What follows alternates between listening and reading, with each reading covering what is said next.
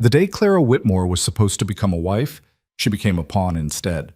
Standing at the altar in a borrowed dress, bouquet trembling in her hands, she watched her fiancé's empty seat with growing dread.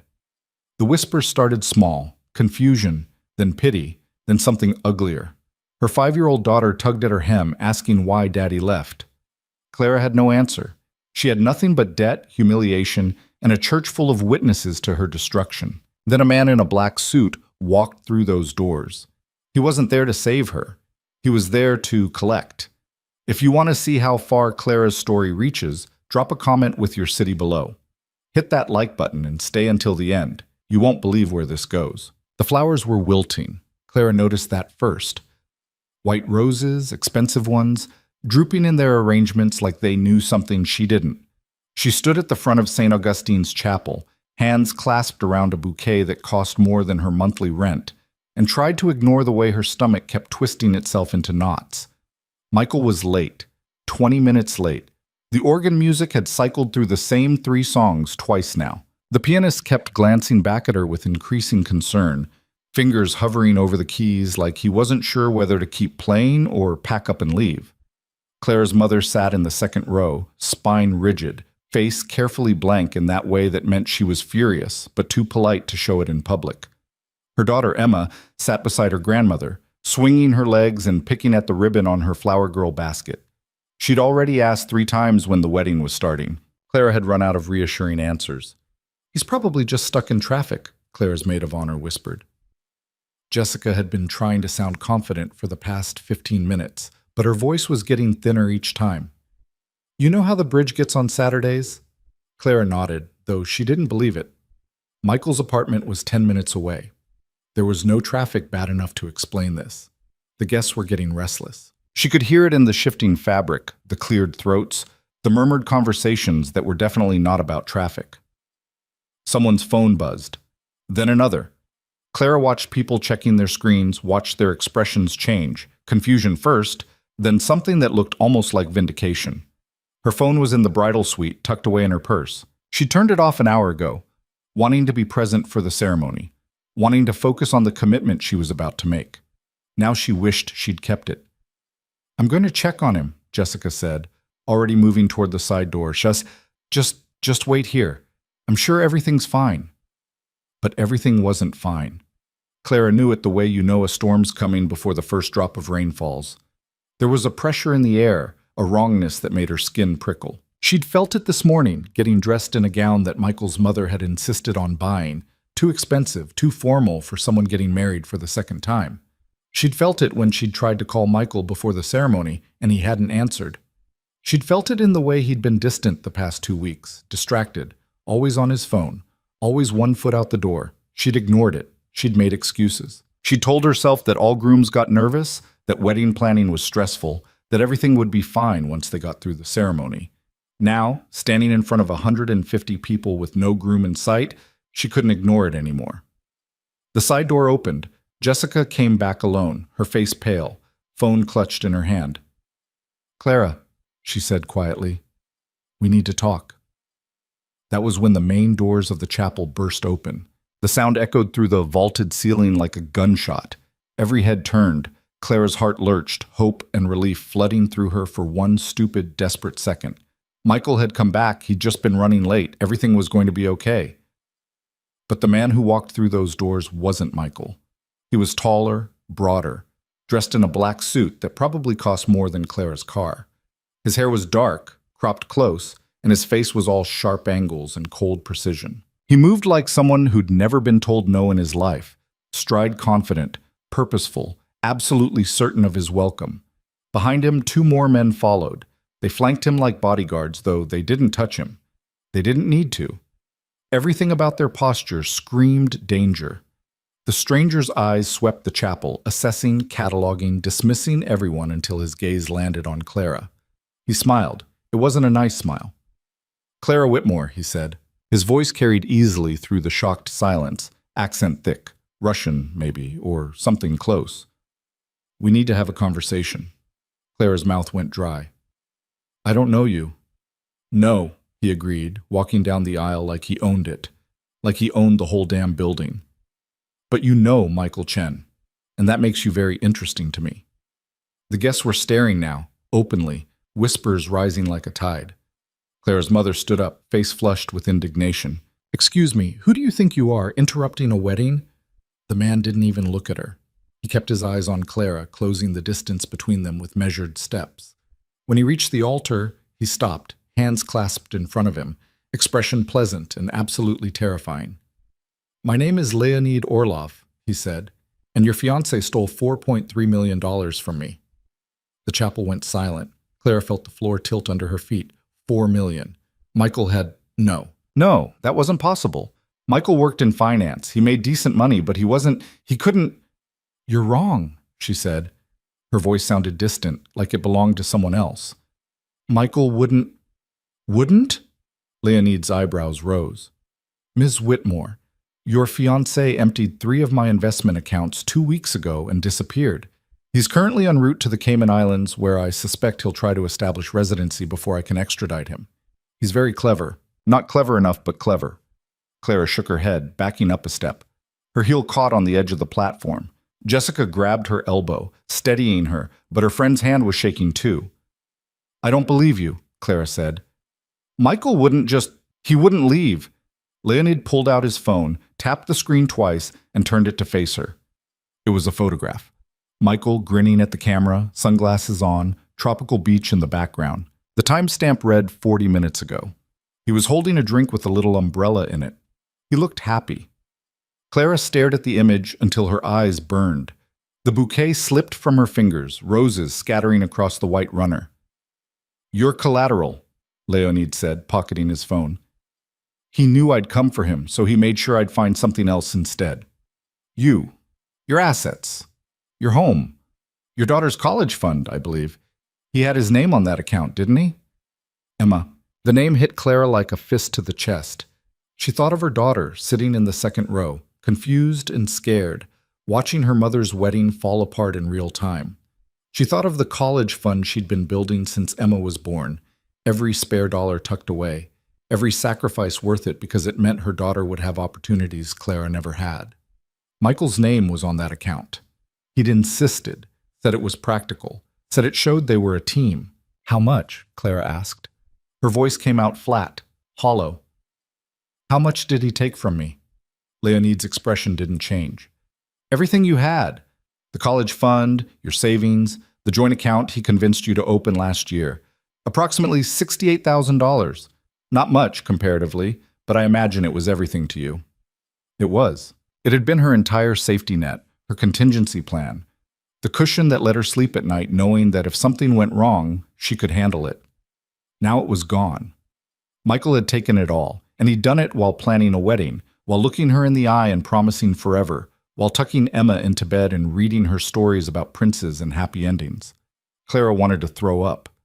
"I don't have $4 million, she said. "I can't pay you back. I don't even have enough to cover rent next month now, so if you're here for money—" "I'm not here for money," Leonid interrupted.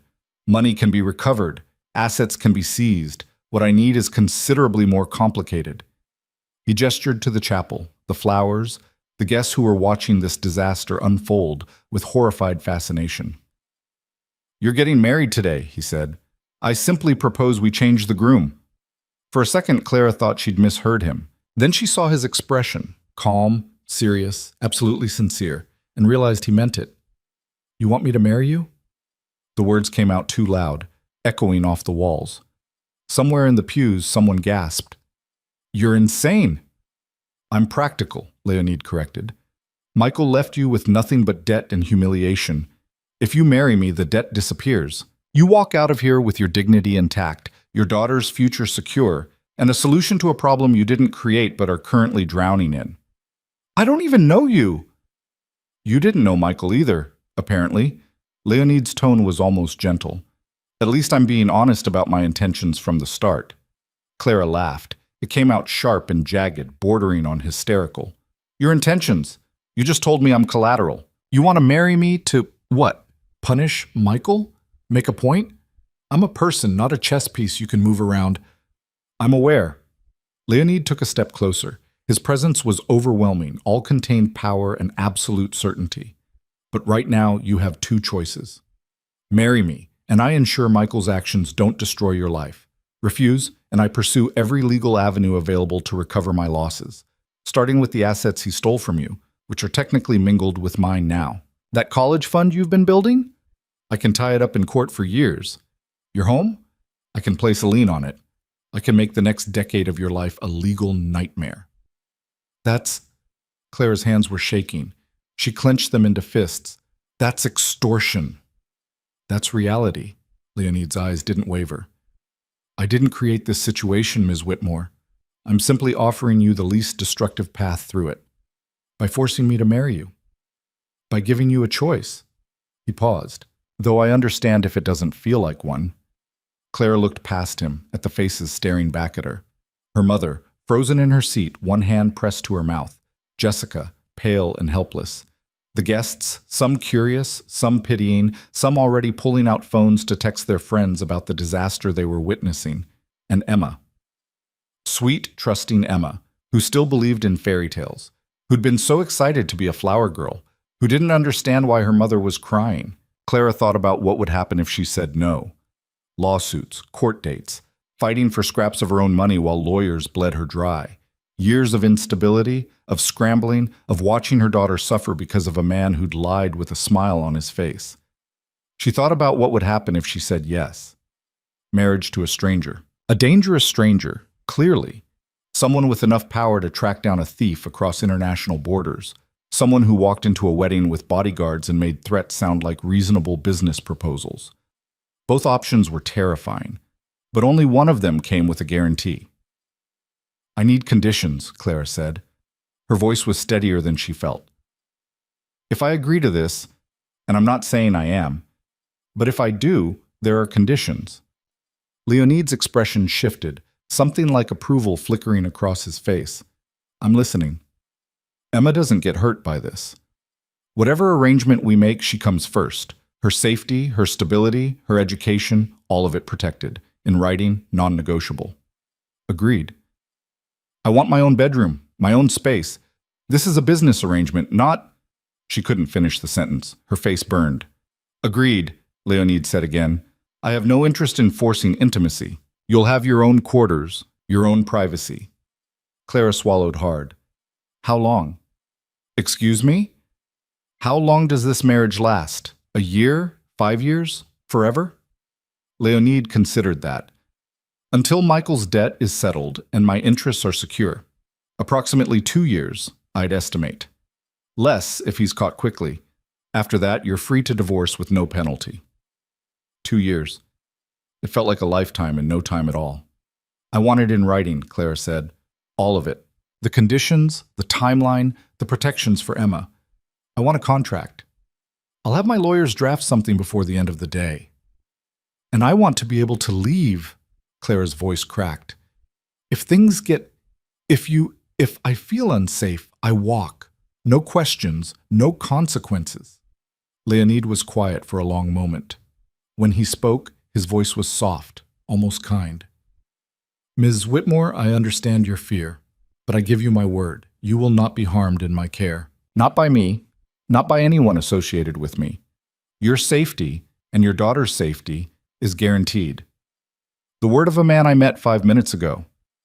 The word of a man who has nothing to gain from hurting you and everything to lose. He extended his hand. Do we have an agreement? Clara stared at his hand like it was a live grenade.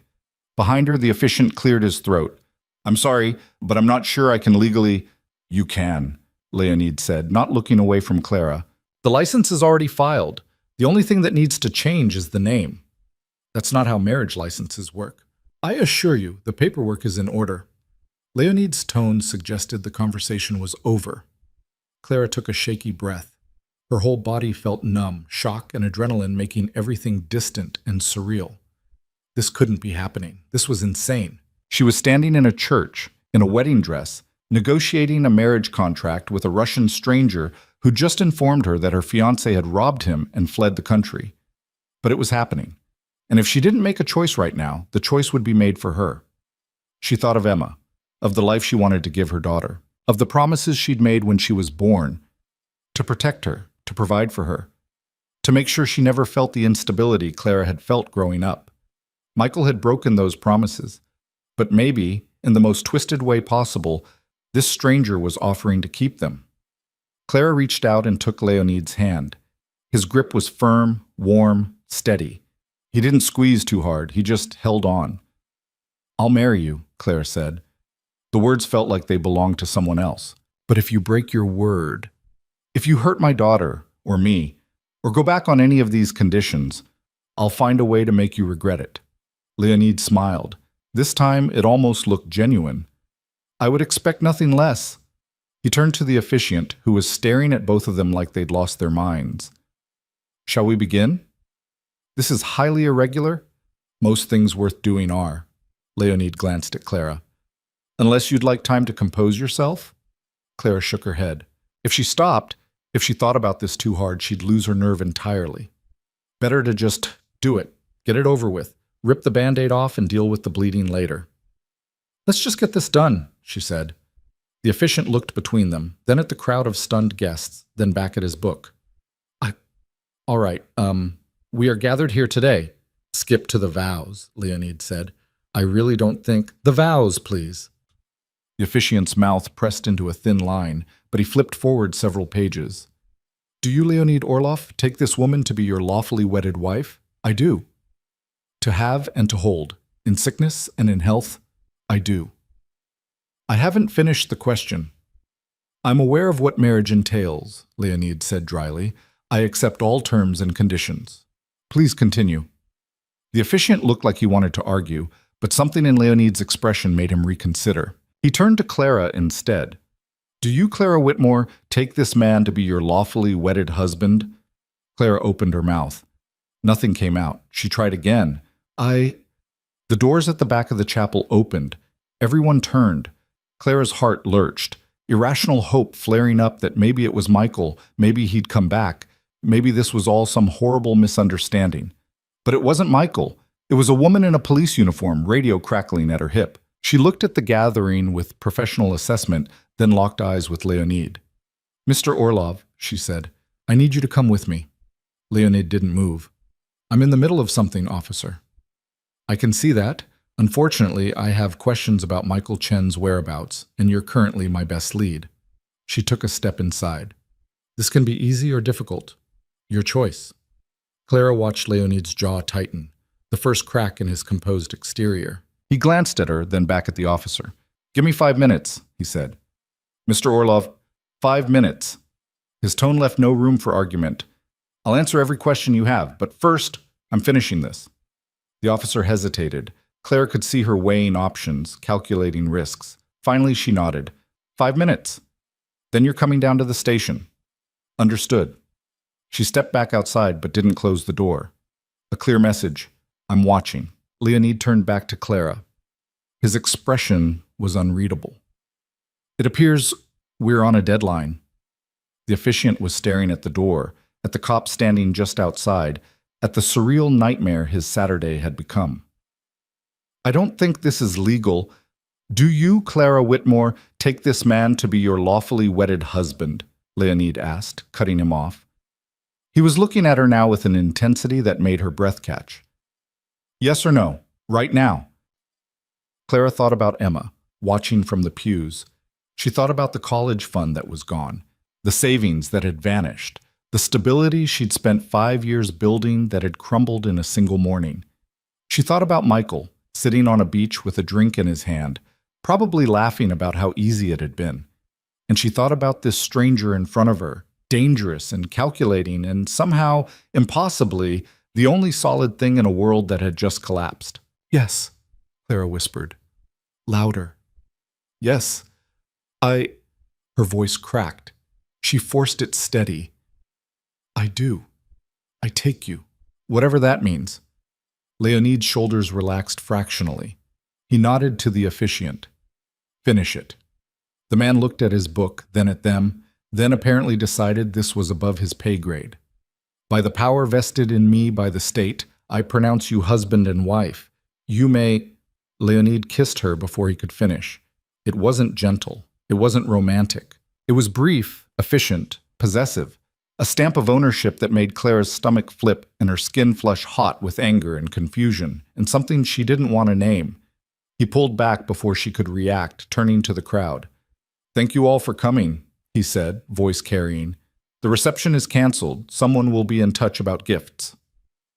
Then he took Clara's hand and started walking. She stumbled, the train of her dress tangling around her ankles. "Wait, I can't just... Emma's still here, and my mother. I'll have someone take care of it." Leonid didn't slow down. "Right now we're leaving."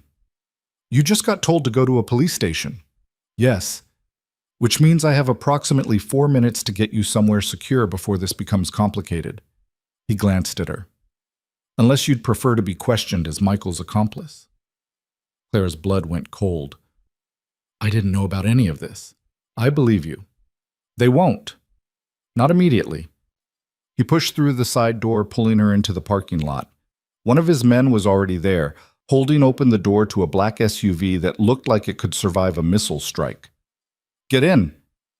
"I'm not going anywhere until I talk to my daughter. Your daughter is going to be collected by my people and brought to a secure location. You'll see her in 2 hours. But right now you need to get in the car." Jessica came running out behind them, dress hiked up around her knees. "Clara, what the hell is happening?" Clara looked at her friend, her maid of honor, the person who'd helped her pick out this stupid dress and plan this disaster of a wedding. She wanted to explain. She wanted to apologize. She wanted to scream. "I don't know," she said honestly. "I really don't know."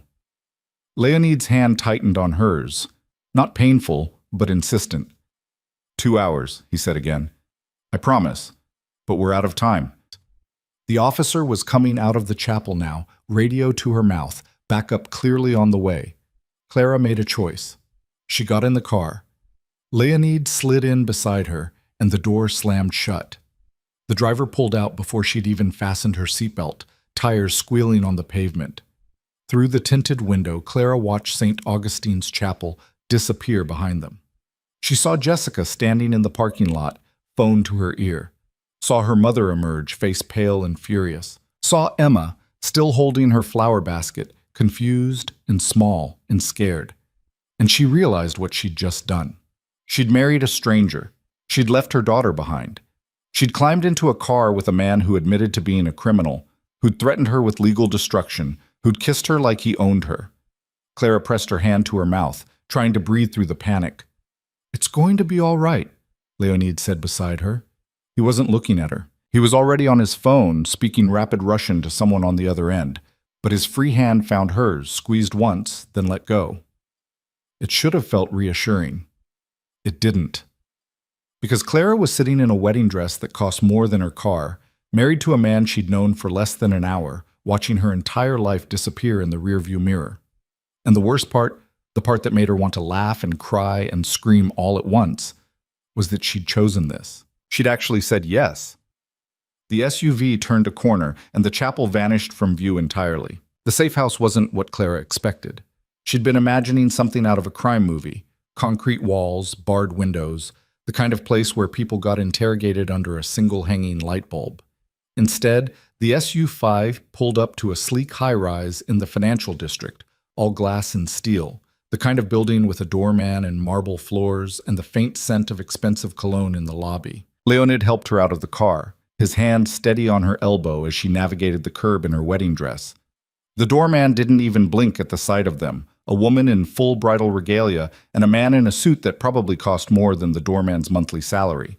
He just held the door open and nodded. "Mr. Orlov, welcome back." "Thank you, Marcus." Leonid guided Clara past him, through the lobby, toward a private elevator at the back. One of his men swiped a keycard, and the doors slid open. Clara stepped inside, her reflection staring back at her from the mirrored walls. She looked pale, mascara smudged, hair starting to fall out of the elaborate updo Jessica had spent 2 hours perfecting that morning. The dress was wrinkled where Leonid had gripped her hand in the car, fabric bunched and creased. She looked like exactly what she was, a woman who'd just had the worst day of her life. The elevator rose smoothly, no numbers on the display. When it stopped, the doors opened directly into a penthouse apartment. Clara stepped out slowly, taking it in. Floor-to-ceiling windows overlooked the city, sunlight streaming through and making everything glow. The furniture was modern, minimalist, expensive in that way, where nothing had visible price tags because if you had to ask, you couldn't afford it. The kitchen had marble countertops and appliances that looked like they belonged in a restaurant.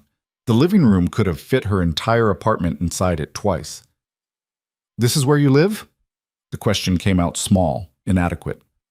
"One of several properties." Leonid shrugged off his jacket, draping it over the back of a chair. "But yes, this is my primary residence when I'm in the city. You'll stay here. For 2 years, if necessary." He loosened his tie, and Clara was struck by how normal the gesture seemed, like they were any married couple coming home after a long day, like she hadn't just been coerced into this in front of 150 witnesses. Her hands started shaking. She pressed them against her thighs, trying to stop it, but the trembling spread up her arms, into her chest. The panic she'd been holding back in the car came rushing up all at once. "I need to call Emma." Her voice came out tight. "You said 2 hours. It's been... I don't even know how long. I don't have my phone. I need to..." "She's safe." Leonid pulled out his own phone, tapped the screen, then turned it to face her. It was a video feed, live, based on the timestamp in the corner. Emma sat at a kitchen table Clara didn't recognize, eating what looked like chicken nuggets and French fries. Clara's mother sat beside her, looking shaken but unharmed. A woman in a dark suit stood by the door, arms crossed, clearly security. Emma was talking, animated, gesturing with a French fry. She didn't look scared. She looked fine, normal, like this was just another day. Clara's knees went weak. She grabbed the edge of the counter to steady herself. "Where is she?" "Another property about 20 minutes from here. Your mother is with her and 2 of my people are providing security. They have instructions to keep her comfortable and entertained until we can arrange a proper introduction." "A proper..." Clara's laugh came out strangled. "You want me to introduce you to my daughter? As what, her new stepfather?" "Eventually, yes." Leonid pocketed his phone. "But not today. Today she's safe, fed, and distracted. Tomorrow we'll figure out how to explain this in a way that doesn't traumatize her." Clara stared at him. He said it so calmly, like arranging the emotional well-being of a 5-year-old he'd never met was just another item on a to-do list. Like he did this sort of thing all the time. Maybe he did. She had no idea what this man's life actually looked like. "I want to see her," Clara said. "In person. Not on a screen. Tomorrow. Tonight." "Tomorrow," Leonid repeated, firmer this time. "Right now you're in shock. You're exhausted. You're not in any state to explain this situation to a child, and frankly, neither am I.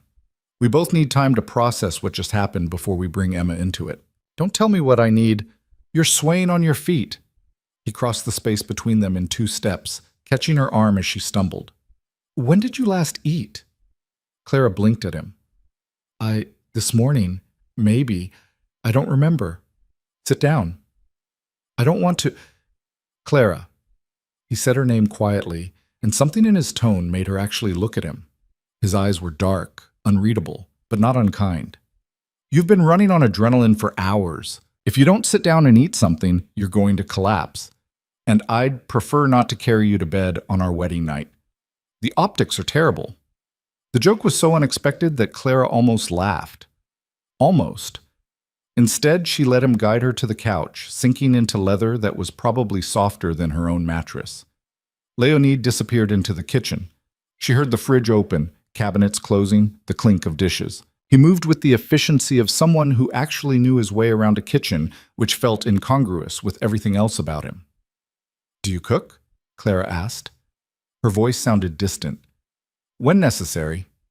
He came back with a plate, cheese, crackers, grapes, some kind of cured meat she didn't recognize. He set it on the coffee table in front of her, then handed her a glass of water. "Eat, please." Clara looked at the food. Her stomach turned. "I'm not hungry." "Eat anyway." She picked up a cracker, more to make him stop hovering than because she wanted it. It tasted like cardboard in her mouth, but she forced herself to swallow. Then another. And another. By the 4th one, she realized she was actually starving. Leonid sat in the chair across from her, watching, Not hovering, not commenting, just watching, making sure she ate.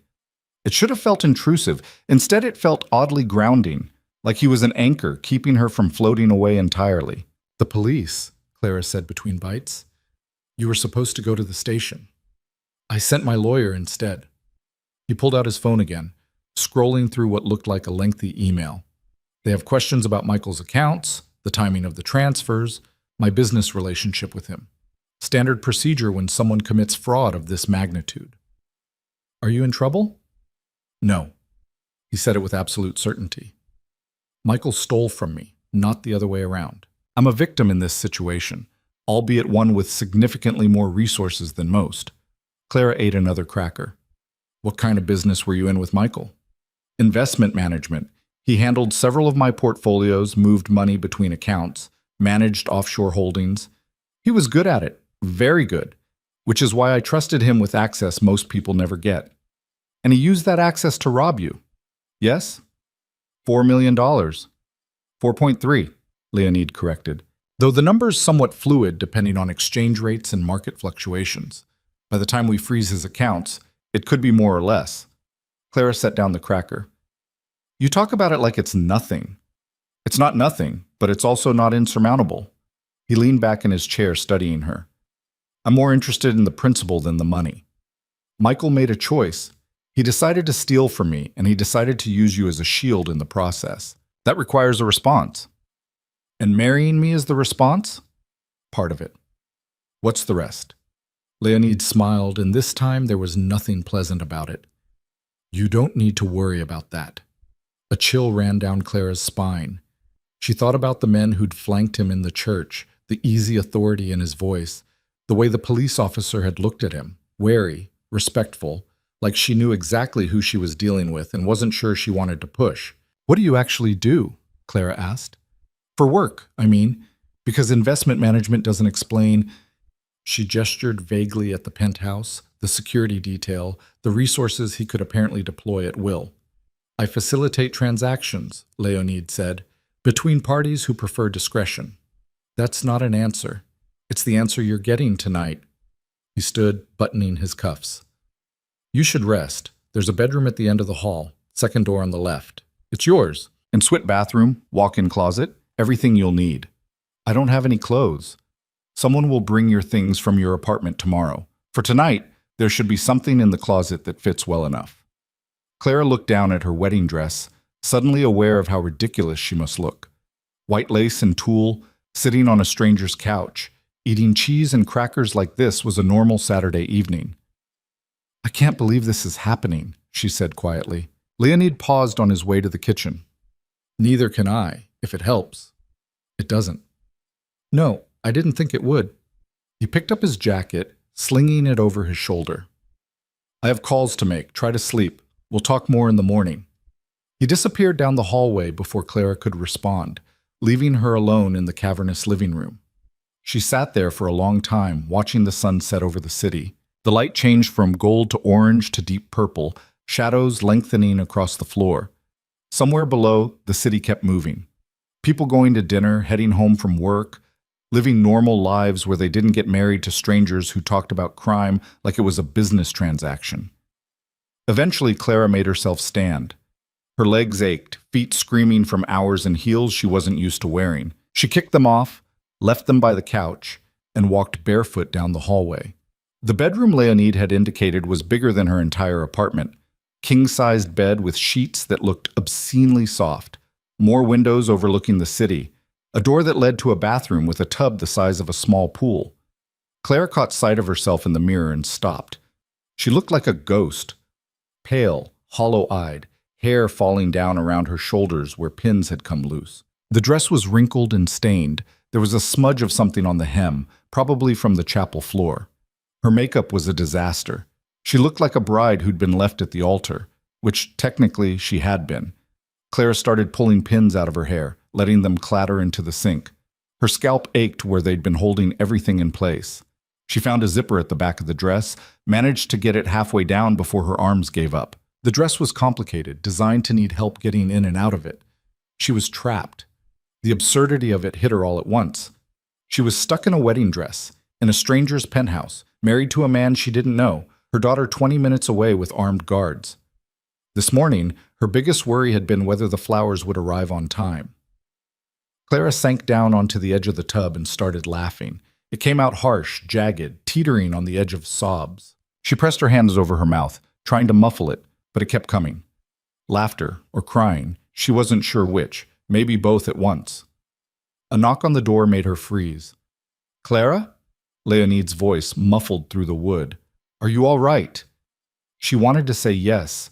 She wanted to tell him to go away, that she was fine, that she didn't need anything from him. Instead, she heard herself say, "I can't get out of the dress." Silence. Then carefully, "May I help?" Clara closed her eyes. This was humiliating, asking the man who'd coerced her into marriage to help her undress on their wedding night. But the alternative was sleeping in the damn thing, and she couldn't do that. She just couldn't. "Come in," she said. The door opened. Leonid stepped inside, and Clara was struck by how different he looked without the jacket. Just the white shirt and dark slacks, sleeves rolled up to his elbows. He looked younger, somehow. Less intimidating. Still dangerous, though. She could see it in the way he moved, controlled and deliberate.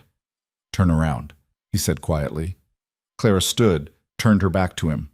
She felt his fingers on the zipper, careful not to touch her skin as he pulled it down the rest of the way. The dress loosened, heavy fabric sliding off her shoulders. "Thank you," Clara said. Her voice came out rough. "There are clothes in the closet. Should be something comfortable." He stepped back, giving her space. "I'll be in my office if you need anything. It's across the hall." He left before she could respond, closing the door gently behind him. Clara stood there in her slip and stockings, the wedding dress pooled around her feet like a discarded skin. She stepped out of it, left it on the bathroom floor, and went to investigate the closet. Leonid hadn't been lying. There were clothes, women's clothes in various sizes, still with tags attached. T-shirts, sweatpants, jeans, even pajamas. It looked like he'd had someone buy out half a department store just in case. She grabbed a pair of soft pants and a loose shirt, changed quickly, then collapsed onto the bed. The sheets were as soft as they looked. The mattress was perfect. Under any other circumstances, Clara would have appreciated the luxury. Tonight, she just pulled the blanket over her head and tried not to think about anything at all. She must have slept, because when she opened her eyes again, the room was dark and her phone was buzzing on the nightstand. Clara blinked at it, confused. She didn't have her phone. She'd left it at the chapel, turned off in her purse in the bridal suite. But there it was, charging cable plugged in, screen lit up with notifications. 43 missed calls, 67 text messages, more emails than she could count. Clara picked it up with shaking hands. The most recent texts were from Jessica. "Clara, please tell me you're okay. Your mom is freaking out. That guy who took you said Emma is safe, but nobody knows where you are. Please answer me." There were messages from her mother, from coworkers, from people she hadn't talked to in years who'd apparently heard about the wedding disaster through the grapevine. Everyone wanted to know if she was alive, if she'd been kidnapped, if she needed help. Clara's finger hovered over Jessica's contact. She should call. She should explain. She should... What? What could she possibly say that would make any of this make sense? She set the phone down and walked out into the hallway instead. The apartment was quiet, but there was light coming from under one of the doors. The office, Clara assumed. She knocked softly. "Come in." Leonid sat behind a massive desk, laptop open in front of him, reading glasses perched on his nose. He looked up when she entered, and she saw the fatigue in his eyes before he hit it. "You got my phone," Clara said. "One of my people retrieved it from the chapel, along with your purse, your mother's things, and Jessica's jacket. They'll be returned tomorrow." "How did you unlock it?" "I didn't. It's been in airplane mode since we brought it here. I assumed you'd want to decide when to turn it back on." He closed the laptop. "Trouble sleeping? Everyone thinks I've been kidnapped." "Have you?" Clara almost laughed. "I don't know. Have I?" "You're free to leave whenever you want." Leonid gestured to the door. "Elevator works both ways, though I'd appreciate it if you'd wait until morning and let me arrange security before you go wandering around the city in pajamas." "Why do I need security?" "Because Michael is smart enough to realize your leverage and stupid enough to try using that leverage himself. Because you're now married to me, which makes you a target for anyone who has issues with my business practices. Because the world is not particularly safe for women traveling alone at night. He paused. Take your pick. Clara wrapped her arms around herself. This is insane. Yes. I don't even know you. No. I have a daughter. I know. Leonid took off his glasses, rubbing the bridge of his nose. Clara, I understand this situation is far from ideal, but it is the situation we're in, so we can either spend the next 2 years fighting about it, or we can try to make it work. Your choice. You didn't give me a choice at the chapel? I gave you options. They weren't good options, but they were options. He stood, moving to the window. The city spread out below them, lights twinkling in the darkness. I'm not going to pretend this is fair, it's not. But life rarely is, and right now, we're both dealing with the consequences of Michael's decisions. He ruined everything, Claire's voice cracked. I trusted him. I let him into my life, into Emma's life. I gave him access to everything, and he took it all and left. Like we were nothing. You weren't nothing to him. Leonid turned to face her. You were useful. That's different, and in some ways worse. He saw value in you, just not the kind you wanted him to see. The words hit harder than Clara expected. She sank into the chair across from his desk, suddenly exhausted again. How do you know Emma's safe? She asked quietly. Because I have 6 people watching her right now. 3 outside the building, 2 inside, 1 monitoring the security feeds. If anyone even looks at her wrong, I'll know about it before they finish the thought. That's excessive. That's necessary. He sat on the edge of the desk, closer to her now. I don't make promises I can't keep, Clara. I told you she'd be safe. She will be. What about me? You're safe too. From everyone except you. Leonid was quiet for a moment. You think I'm going to hurt you? It wasn't a question, but Clara answered anyway. I don't know what you're going to do. That's the problem. Then let me be clear. He leaned forward, elbows on his knees, meeting her eyes directly. I will not hurt you. I will not force you into anything you don't want. I will not touch you without permission. This arrangement is exactly what I outlined at the chapel. A marriage in name, a contract in practice, and a temporary solution to a complicated problem. When it's over, you walk away free and clear. And if I break the contract? Then we renegotiate. He shrugged. I'm not in the business of holding people hostage, Clara. That's inefficient and messy. What I want is stability, discretion, and time to handle Michael without him using you as a distraction. That's all. Clara wanted to believe him. She wanted to trust that this was really as simple as he made it sound. But nothing about this man was simple. What happens tomorrow? She asked. Tomorrow, I introduce you to my lawyer. We draft a proper contract with every protection you asked for, and probably a few you didn't think of. You see, Emma, we figure out what to tell her, and we start building a routine that works for all of us. That's it? That's it. What about Michael? Leonid's expression went cold. Michael is no longer your concern. Focus on yourself and your daughter. Let me handle the rest. Clara didn't ask what handling it meant. She wasn't sure she wanted to know. She stood, exhaustion pulling at her. I should try to sleep. Wait. Leonid reached into his desk drawer, pulled out a small box, and handed it to her. You'll need this. Clara opened it. Inside was a ring, simple, elegant, white gold with a small diamond. Not flashy, not ostentatious, just beautiful. It's a wedding ring, she said stupidly. You're my wife. People will notice if you're not wearing one. He took it from the box, held it up. May I? Clara extended her hand without thinking. He slid the ring onto her finger and it fit perfectly. Of course it did. He probably had her ring size from some file his people had compiled in the 2 hours between the chapel and now. The weight of it felt strange, foreign, real in a way the ceremony hadn't been. Thank you, Clara said, though she wasn't sure what she was thanking him for. Get some sleep. Leonid went back to his laptop, dismissing her gently. Morning comes early. Clara walked back to the bedroom, the ring catching the light as she moved. She climbed into bed, pulled the covers up, and stared at the ceiling. Her phone buzzed again. More messages, more missed calls, more people demanding answers she didn't have. Tomorrow, she'd have to face them. Tomorrow, she'd have to explain to Emma that Mommy got married to someone new, that they were going to live in a different place now, that everything was going to change. Tomorrow, she'd have to figure out how to live a life she'd never chosen. But tonight, in the darkness of a stranger's guest room, wearing borrowed clothes and a wedding ring she hadn't asked for, Clara let herself cry. Not loud, not dramatic, just quiet tears that soaked into the expensive pillowcase and didn't change anything at all. Somewhere across the hall, Leonid was still working. She could see the light under his door, hear the faint sound of his voice as he spoke to someone in Russian. And in another building 20 minutes away, Emma was hopefully asleep, safe and unaware that her entire world had just shifted on its axis. Clara touched the ring on her finger, turning it slowly. She'd made her choice. For better or worse, she was in this now. All she could do was survive it. Morning came with the smell of coffee and the sound of voices in the kitchen.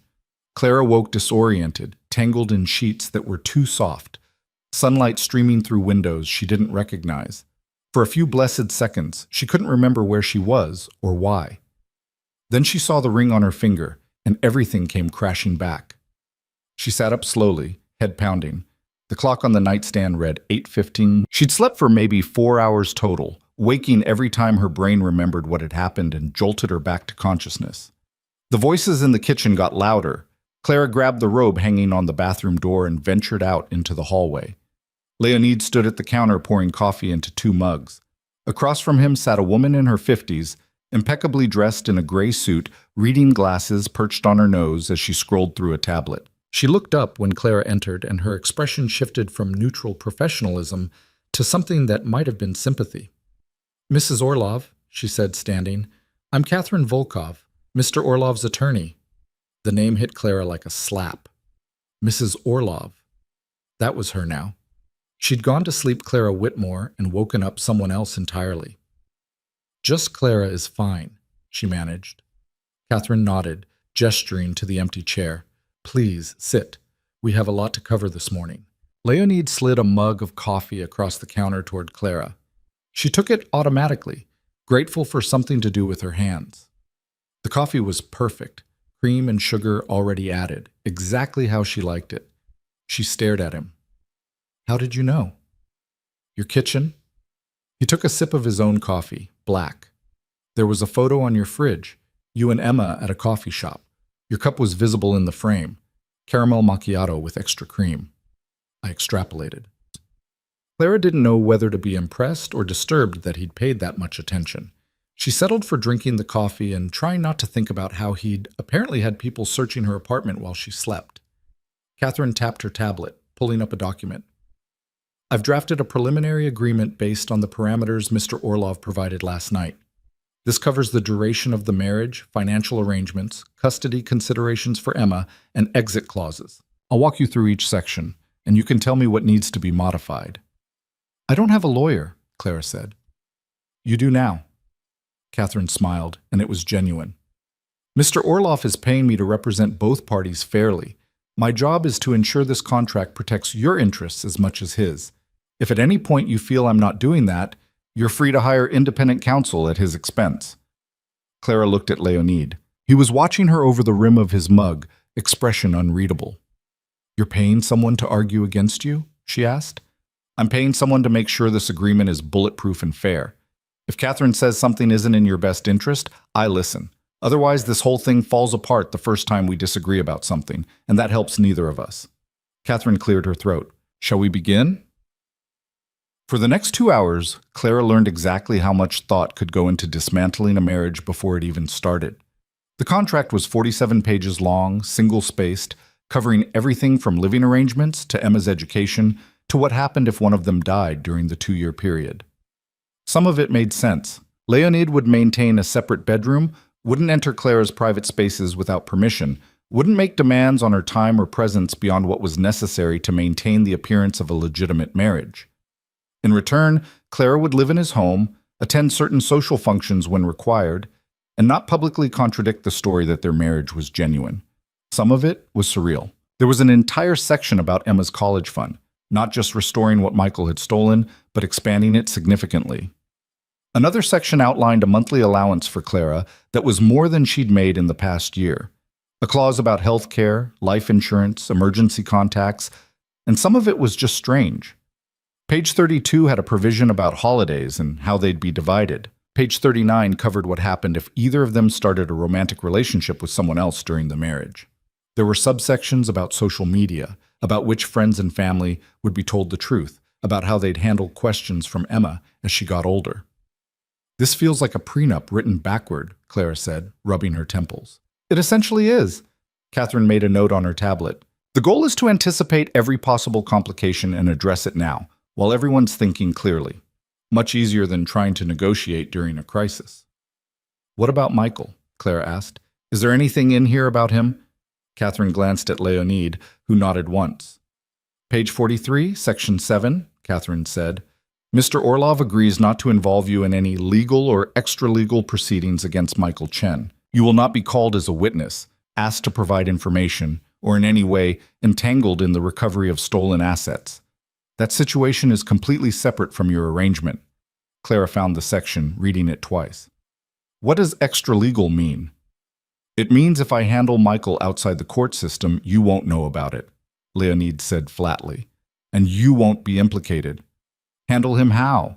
That's not your concern. He's the father of my child. It's absolutely my concern." Leonid set down his mug carefully. "Michael Chen hasn't seen Emma in 8 months. He hasn't paid child support in 6. Before he stole from me, he was planning to marry you and skip the country without telling you, leaving you with his debts and no forwarding address. He is not a father. He's a sperm donor with legal paperwork." The words were harsh, but they weren't wrong. Michael had stopped seeing Emma right around the time he proposed to Clara, claiming work was too demanding. She'd made excuses for him, told Emma that Daddy was busy, but he loved her, that things would get better after the wedding. She'd been so stupid. "I don't want Emma to know her father is a criminal," Clara said quietly. "She won't hear it from me." Leonid's voice softened fractionally. "When she's old enough to ask questions, you can decide what to tell her. Until then, as far as she knows, Michael left and we moved on. Simple." Catherine made another note. "I'll add a confidentiality clause to that section. Mr. Orlov will not disclose information about Michael's criminal activities to Emma or in her presence." Clara nodded, throat tight. She turned the page, kept reading. There was so much here, so many contingencies, so many ways this could go wrong. But there were also protections she hadn't thought to ask for. If Leonid's business dealings put them in danger, Clara could break the contract with no penalty. If his behavior became threatening or controlling, she could leave immediately with financial support for 6 months while she got back on her feet. If Emma ever felt unsafe, Clara had the authority to remove her from the situation, no questions asked. "You really thought of everything," she said. "I tried." Leonid leaned back in his chair. "Anything missing?" Clara thought about it. About Emma. About the life they'd had. About the life they were walking into. About all the things that could go wrong that weren't covered in 47 pages of legal language. "What about Emma's routine?" she asked. "She's 5. She needs stability, consistency. Her school, her friends, her schedule. I don't want her whole world turned upside down because of this." Catherine looked at Leonid, who nodded. "Add a section about maintaining Emma's existing routine as much as possible. School stays the same. Extracurriculars stay the same. Social connections stay the same. We adapt around her, not the other way around." "What if she needs therapy?" Clara pressed. "Because of the upheaval, or because she's confused about Michael, or because living with you is weird for her. I want it in writing that she gets whatever support she needs." "Agreed. Full mental health coverage for Emma, no questions asked, provider of your choice. And I want regular check-ins, with Catherine or someone neutral, every month, at minimum. So if something's not working, we can adjust the contract instead of just enduring it." Leonid exchanged a glance with Catherine, who was typing rapidly. "Monthly reviews for the first 6 months," he said. "Then quarterly, unless either party requests more frequent meetings. Fair?" "Fair," Clara agreed. They kept going. Clara asked for a provision about Emma's birthday parties, about Christmas morning, about the small rituals that made childhood feel secure. Leonid countered with requests about social events he'd need Clara to attend, about how they'd present themselves to his business associates, about maintaining the fiction that this was a real marriage to anyone outside their inner circle. It was strange negotiating the terms of her own life like it was a business deal, but it was also clarifying. Everything laid out in black and white. No room for misunderstanding or manipulation. This was the deal. These were the terms. Sign here. By the time they finished, it was past 11. Clara's coffee had gone cold and her head felt stuffed with legalese. Catherine printed 2 copies of the revised contract, sliding one across the table to Clara. Read this tonight. Make notes. Ask questions. We'll reconvene tomorrow morning and finalize everything. Don't sign anything until you're completely satisfied with every word. What if I want to add something later? Then we amend the contract. It's not set in stone. Catherine started packing up her tablet and files. This is a living document, Clara. It should evolve as your situation does. She left a few minutes later and Clara was alone with Leonide again. The silence felt heavier without Catherine as a buffer. You should eat something, Leonide said, already moving toward the kitchen, and then we'll go see Emma. Clara's heart jumped. Now? I promised you'd see her today. It's today. He pulled ingredients from the fridge, eggs, cheese, vegetables. Omelet? I can make my own breakfast. I'm already cooking. Sit down. Clara sat, watching him work. He moved efficiently, no wasted motion, like everything he did. The omelet came together quickly, perfectly folded, plated with toast and fruit. You really do cook, she said. I lived alone for a long time. The alternative was starving or eating takeout every night. He slid the plate in front of her. Eat. We leave in 20 minutes. The food was good. Better than good, actually. Clara ate mechanically, her mind already racing ahead to seeing Emma, to trying to explain this situation in a way a 5-year-old could understand. She was still figuring out what to say when they pulled up to a brownstone in a quiet residential neighborhood 20 minutes later. It looked nothing like the penthouse. Older, warmer, the kind of place where families lived. You own this too? Clara asked as they climbed the front steps. I own a lot of things. Leonide knocked twice, then opened the door without waiting for an answer. It's me, he called out. A woman appeared from the kitchen, the same one Clara had seen on the video feed last night, still in a dark suit, still radiating professional competence. Mr. Orlov? Mrs. Orlov. Emma and her grandmother are in the living room. Clara barely heard her. She was already moving, following the sound of Emma's voice, desperate to see her daughter and confirm she was really okay. Emma sat on the floor surrounded by coloring books and crayons, tongue sticking out in concentration as she filled in a picture of a unicorn. Clara's mother sat on the couch nearby, looking exhausted and furious and relieved all at once when she saw Clara. Mommy! Emma scrambled to her feet, running over and throwing her arms around Clara's legs. You're here. Grandma said you were coming, but I didn't know when, and we had pancakes, and there's a whole room upstairs with toys, and... Clara dropped to her knees, pulling Emma into a hug so tight the girl squeaked. She smelled like syrup, and crayons, and home. And Clara felt something in her chest unclench. Hey, baby, she whispered into Emma's hair. I missed you. I missed you too. Where did you go? Grandma said you had to leave the wedding because of important grown-up stuff, but she wouldn't tell me what stuff, and I wanted to see you get married, but... Emma, take a breath. Clara pulled back, smoothing her daughter's hair. I'm sorry I left so suddenly. Something came up, something unexpected, and I had to deal with it. But I'm here now, okay? Emma nodded, already distracted by Leonide standing in the doorway. Who's that? Clara's mother stood up, positioning herself between Emma and Leonide like a human shield. Clara, what the hell is going on? These people showed up at the church, told me I had to come with them, wouldn't let me call anyone. Mom, it's okay. It's not okay. You disappeared with some strange man, nobody knew where you were, and then I get dragged to this house with armed guards, like I'm in witness protection. Mrs. Whitmore. Leonide's voice cut through the rising panic calmly. I apologize for the confusion and the stress. I'm Leonide Orlov. Your daughter and I were married yesterday at St. Augustine's Chapel. Clara's mother stared at him, then at Clara, then back at him. You what? Emma's eyes went wide. You got married? To him? Clara took a deep breath.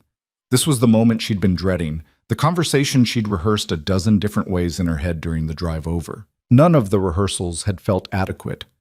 Yes, she said, meeting Emma's confused gaze. I married Leonide yesterday. I know that's confusing, sweetheart, especially since you were expecting me to marry Michael, but things changed very quickly and where's Michael? Emma interrupted. Did he go away like Daddy did? The comparison hit Clara like a fist. Emma's biological father had left when she was 2, promised to stay in touch, and then vanished completely. Michael was the second man to abandon her. Michael had to leave, Clara said carefully. He wasn't right for us, Emma. I know that's hard to understand, but sometimes grown-ups make mistakes.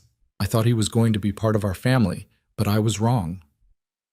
So you married someone else instead? Emma looked at Leonid with open suspicion. On the same day?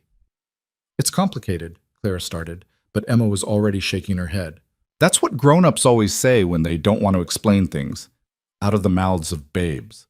Clara glanced at Leonid helplessly. He crouched down to Emma's level, moving slowly, giving her space. You're right, he said. It is complicated. But here's the simple version. Your mom needed help with something important, and I was able to help her. In return, she agreed to marry me. We're going to live together for a while and see how it goes. Emma frowned. Do you love my mom? Clara's breath caught. Leonid didn't even hesitate. I respect her very much, he said, and I promise to take care of both of you. That's the most important thing. But you don't love her. Not yet, but sometimes love takes time. He tilted his head slightly. Do you like unicorns? The subject change was so abrupt that Emma blinked. What? Unicorns. Leonid nodded at the coloring book. You were coloring one when we came in. I was wondering if you like them. They're okay, I guess. There's a carousel in the park 3 blocks from where we'll be living. It has a unicorn on it. We could go see it sometime if you want. Emma studied him with the intense scrutiny only a 5-year-old could manage. Are you trying to bribe me? Leonid's lips twitched. Yes. The honesty seemed to surprise her. At least you're not lying about it. I try not to lie to people I live with. Makes things simpler. Emma looked at Clara. Are we really going to live with him? Clara nodded. For a while, yes. Is that okay? Do I still get to go to my school? Yes. And see my friends? Yes. And keep my stuffed animals? All of them? Emma considered this, then shrugged with the remarkable adaptability of children. Okay. Can I see the apartment? Clara almost laughed. Just like that, the crisis was averted. No tears, no tantrum, just a 5-year-old's practical assessment that her life wasn't ending, and maybe there was a carousel involved. We can go right now if you want, Leonid said, standing. Can I bring my coloring books? Bring whatever you want. Emma ran off to gather her things, leaving Clara alone with her mother and Leonid. Clara's mother waited until Emma was out of earshot, then turned on Clara with barely suppressed fury. Do you want to tell me what the hell is actually going on? Because that explanation was bullshit.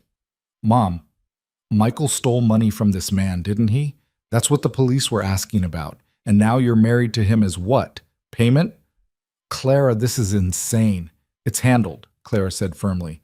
I know it looks crazy, but we have a contract, we have legal protections, and Emma is safe. That's all that matters right now. All that matters? You just married a complete stranger. I was about to marry Michael, and I didn't really know him either, apparently. The bitterness in Clara's voice surprised even her. At least this time I know exactly what I'm getting into. Her mother looked at Leonid, who'd remained silent during the exchange. Are you going to hurt my daughter? No, ma'am. Are you going to hurt my granddaughter? No, ma'am. Can you promise me that? Yes. Leonid met her gaze steadily. I give you my word. Clara and Emma will be safe in my care. Clara's mother didn't look convinced, but she must have seen something in his face that reassured her, because she sighed and sank back onto the couch. This is the craziest thing I've ever been part of. Welcome to my weekend, Clara muttered.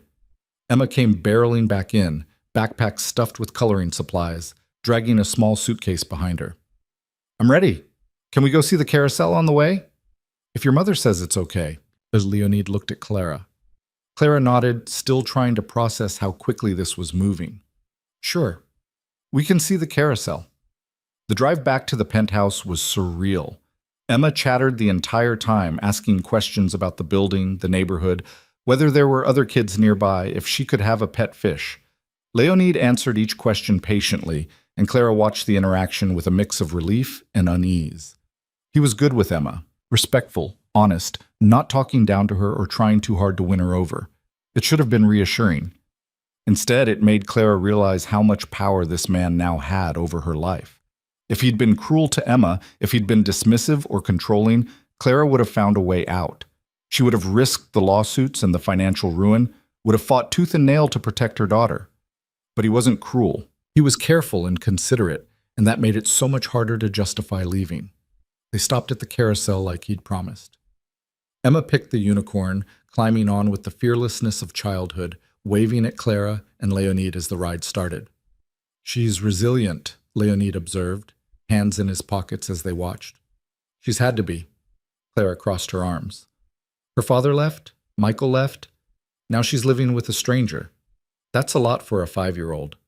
"Do you want me to stay away from her? I can arrange for separate living spaces if you think my presence is—" "No." The word came out sharper than Clara intended. "No, if we're doing this, we're doing it properly. Emma needs stability, consistency. Having you around sometimes, but not others, would just confuse her more." "All right." They watched the carousel spin, tinny music playing, Emma's delighted laughter carrying over the sound. "She asked if I love you," Leonid said after a moment. "I heard." "I didn't lie to her." "I know." "Does that bother you?" Clara thought about it. "I don't know. Everything about this bothers me, but lying would have bothered me more, I think. For what it's worth, I meant what I said. About respect." Leonid glanced at her. "I don't know you well enough to love you, but I do respect the choice you made yesterday. That took courage. It took desperation. Sometimes those are the same thing." The carousel slowed to a stop. Emma hopped off the unicorn, running over to them with flushed cheeks and wind-blown hair. "Can we do it again?" "Later," Clara promised. "Right now, let's go see your new room." The penthouse looked different in daylight, less intimidating somehow. Emma ran from room to room, exploring with the enthusiasm of a kid who'd just been told she could live in a castle. Leonid showed her to the bedroom next to Clara's, already furnished with a kid-sized bed, a bookshelf full of children's books, a toy box that looked suspiciously new. "When did you do all this?" Clara asked, as Emma dove into the toy box with a squeal of delight. "Last night. I had people bring things over while we were meeting with Catherine." He leaned against the doorframe, watching Emma. "I wasn't sure what a 5-year-old needed, so I had them get a variety." "You had someone furnish a child's bedroom overnight." "I have efficient staff." Clara shook her head, not sure whether to be impressed or disturbed. "This is going to take some getting used to. For all of us." Emma pulled out a stuffed elephant, hugging it to her chest. "Can I keep this?" "Everything in this room is yours," Leonid told her. "Even the books?" "Even the books." Emma beamed, already pulling volumes off the shelf to examine them. Clara felt something tight in her chest loosen slightly. Maybe this could work. Maybe they could build something stable out of this disaster, give Emma the security she deserved, navigate the next 2 years without destroying each other in the process. Or maybe Clara was kidding herself, and this whole arrangement would blow up spectacularly the first time reality didn't match the contract. Either way, she was in it now. For better or worse, till death do us part. The first week was chaos disguised as routine. Clara's things arrived on Tuesday, boxes and boxes of a life she'd been building for 5 years, now crammed into a penthouse that didn't feel like home. Emma's toys scattered across the living room despite Clara's best efforts to contain them. The kitchen became a battleground of competing preferences. Clara liked cooking simple meals, Leonid's chef insisted on preparing elaborate dinners, and Emma just wanted chicken nuggets. By Thursday, Clara had unpacked exactly 3 boxes and given up on the rest. She stood in the middle of her bedroom, surrounded by half-empty containers, and wondered how she'd accumulated so much stuff that meant so little. Clothes she never wore, books she'd meant to read, trinkets from a marriage that had ended badly, and an engagement that had ended worse. "You don't have to keep any of it." Clara turned. Leonid stood in the doorway. He had a habit of appearing silently, like he'd learned to move through the world without making noise. "What?" "The things from your old apartment. If they don't fit your life now, get rid of them." He nodded at a box full of framed photos. Start fresh. Clara looked at the photos. Her and Michael at the beach. Her and Michael at Christmas. Michael holding Emma, back when he'd still pretended to care. She grabbed the box and shoved it toward the door. Can you have someone get rid of these? All of them? Every single one with his face in it. Leonid picked up the box without comment, carrying it out. Clara heard him speaking to someone in Russian, heard footsteps, heard the elevator doors close. When he came back, his hands were empty. Anything else? Clara surveyed the room. I don't know. I don't know what I need anymore. Then figure it out as you go. He leaned against the doorframe. We're having dinner with my business associates Saturday night. Formal event, about 30 people. Catherine will brief you on who's who. Clara's stomach dropped. I thought we were easing into the public appearances. This is easing into it. They're people I trust, relatively speaking, and we need to establish that our marriage is legitimate before the rumors get out of control. What rumors? That I coerced you, that you're being held against your will, that this is some kind of criminal arrangement. He paused. All of which are partially true, but we'd prefer people didn't know that. I don't have anything to wear to a formal dinner. I'll have someone bring options tomorrow. I don't want your money for clothes. Clara, Leonid's voice was patient but firm. You're my wife.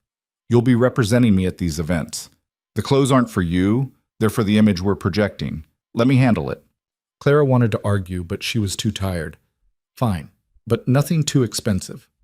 I'll tell them to remove the price tags so you won't know. That's not... She stopped, seeing the faint smile on his face.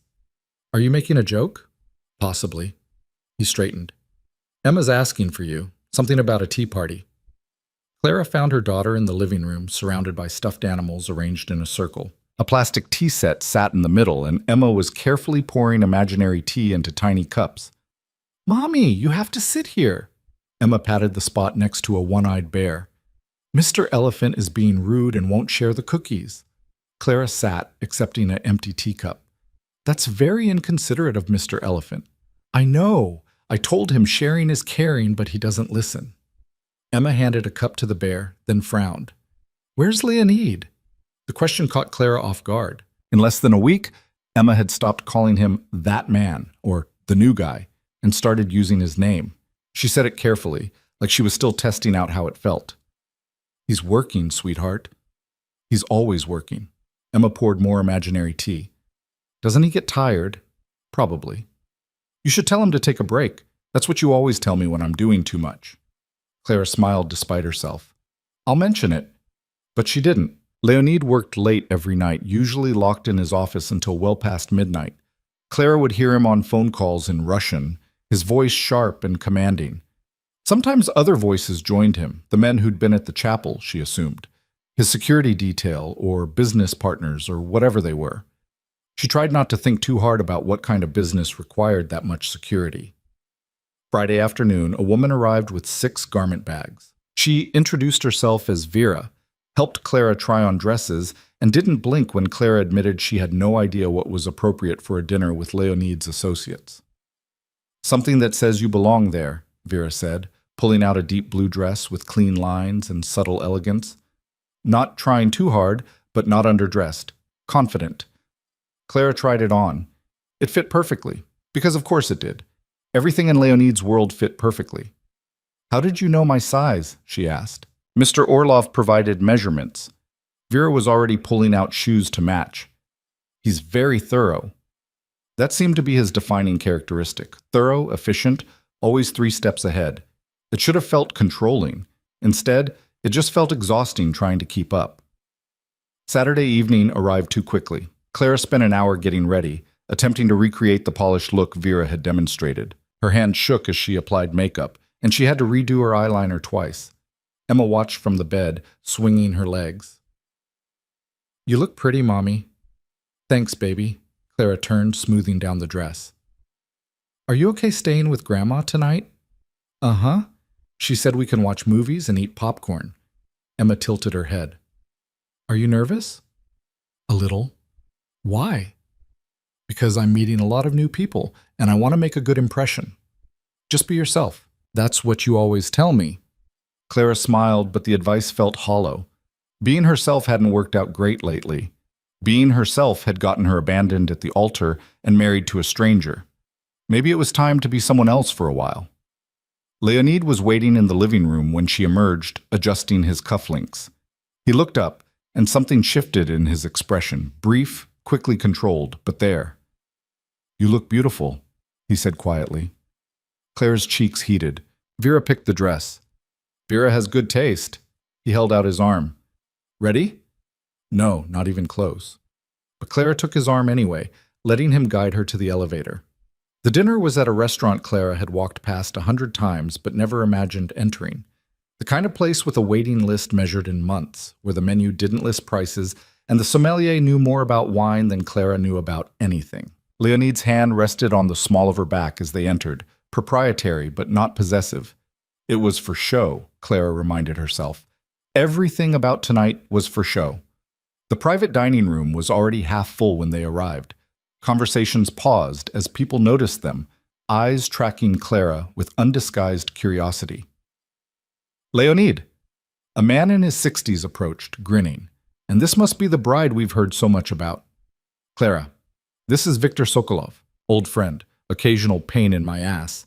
Leonid's tone was warm, almost affectionate. "Viktor, my wife, Clara." Wife. The word still felt foreign. Clara shook Victor's hand, smiling automatically. "Nice to meet you." "The pleasure is mine. Though I must say, Leonid, you kept this one quiet. Last I heard, you were sworn off marriage entirely." "Things change," Leonid said smoothly. "Clearly." Victor's eyes twinkled. "How did you two meet?" Clara's mind went blank. They hadn't discussed this, hadn't prepared a story, and now she was standing in front of 30 people who expected an answer that wasn't, "He showed up at my failed wedding and offered to solve my problems if I married him instead." "Through a mutual acquaintance," Leonid said, his hand tightening slightly on Clara's back.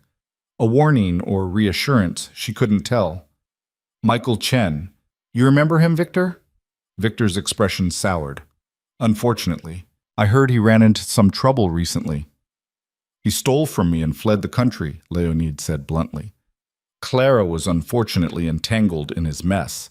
We've been helping each other sort it out." It was close enough to the truth that Clara didn't have to lie. She nodded, grateful for his intervention. "Well, his loss is clearly Leonid's gain." Victor squeezed Clara's hand. "Welcome to the family, such as it is." The evening continued in a blur of introductions and small talk. Clara met businessmen and their wives, lawyers, someone who owned a chain of hotels, a woman who ran an art gallery. They were all polite, all curious, all clearly wondering what the hell Clara was doing married to Leonid Orlov. She wondered the same thing. Dinner was 6 courses, each more elaborate than the last. Clara picked at her food, hyper-aware of every movement, every word. Leonid sat beside her, engaging in conversations that skirted the edge of business without quite crossing into it. He was charming when he wanted to be, she realized.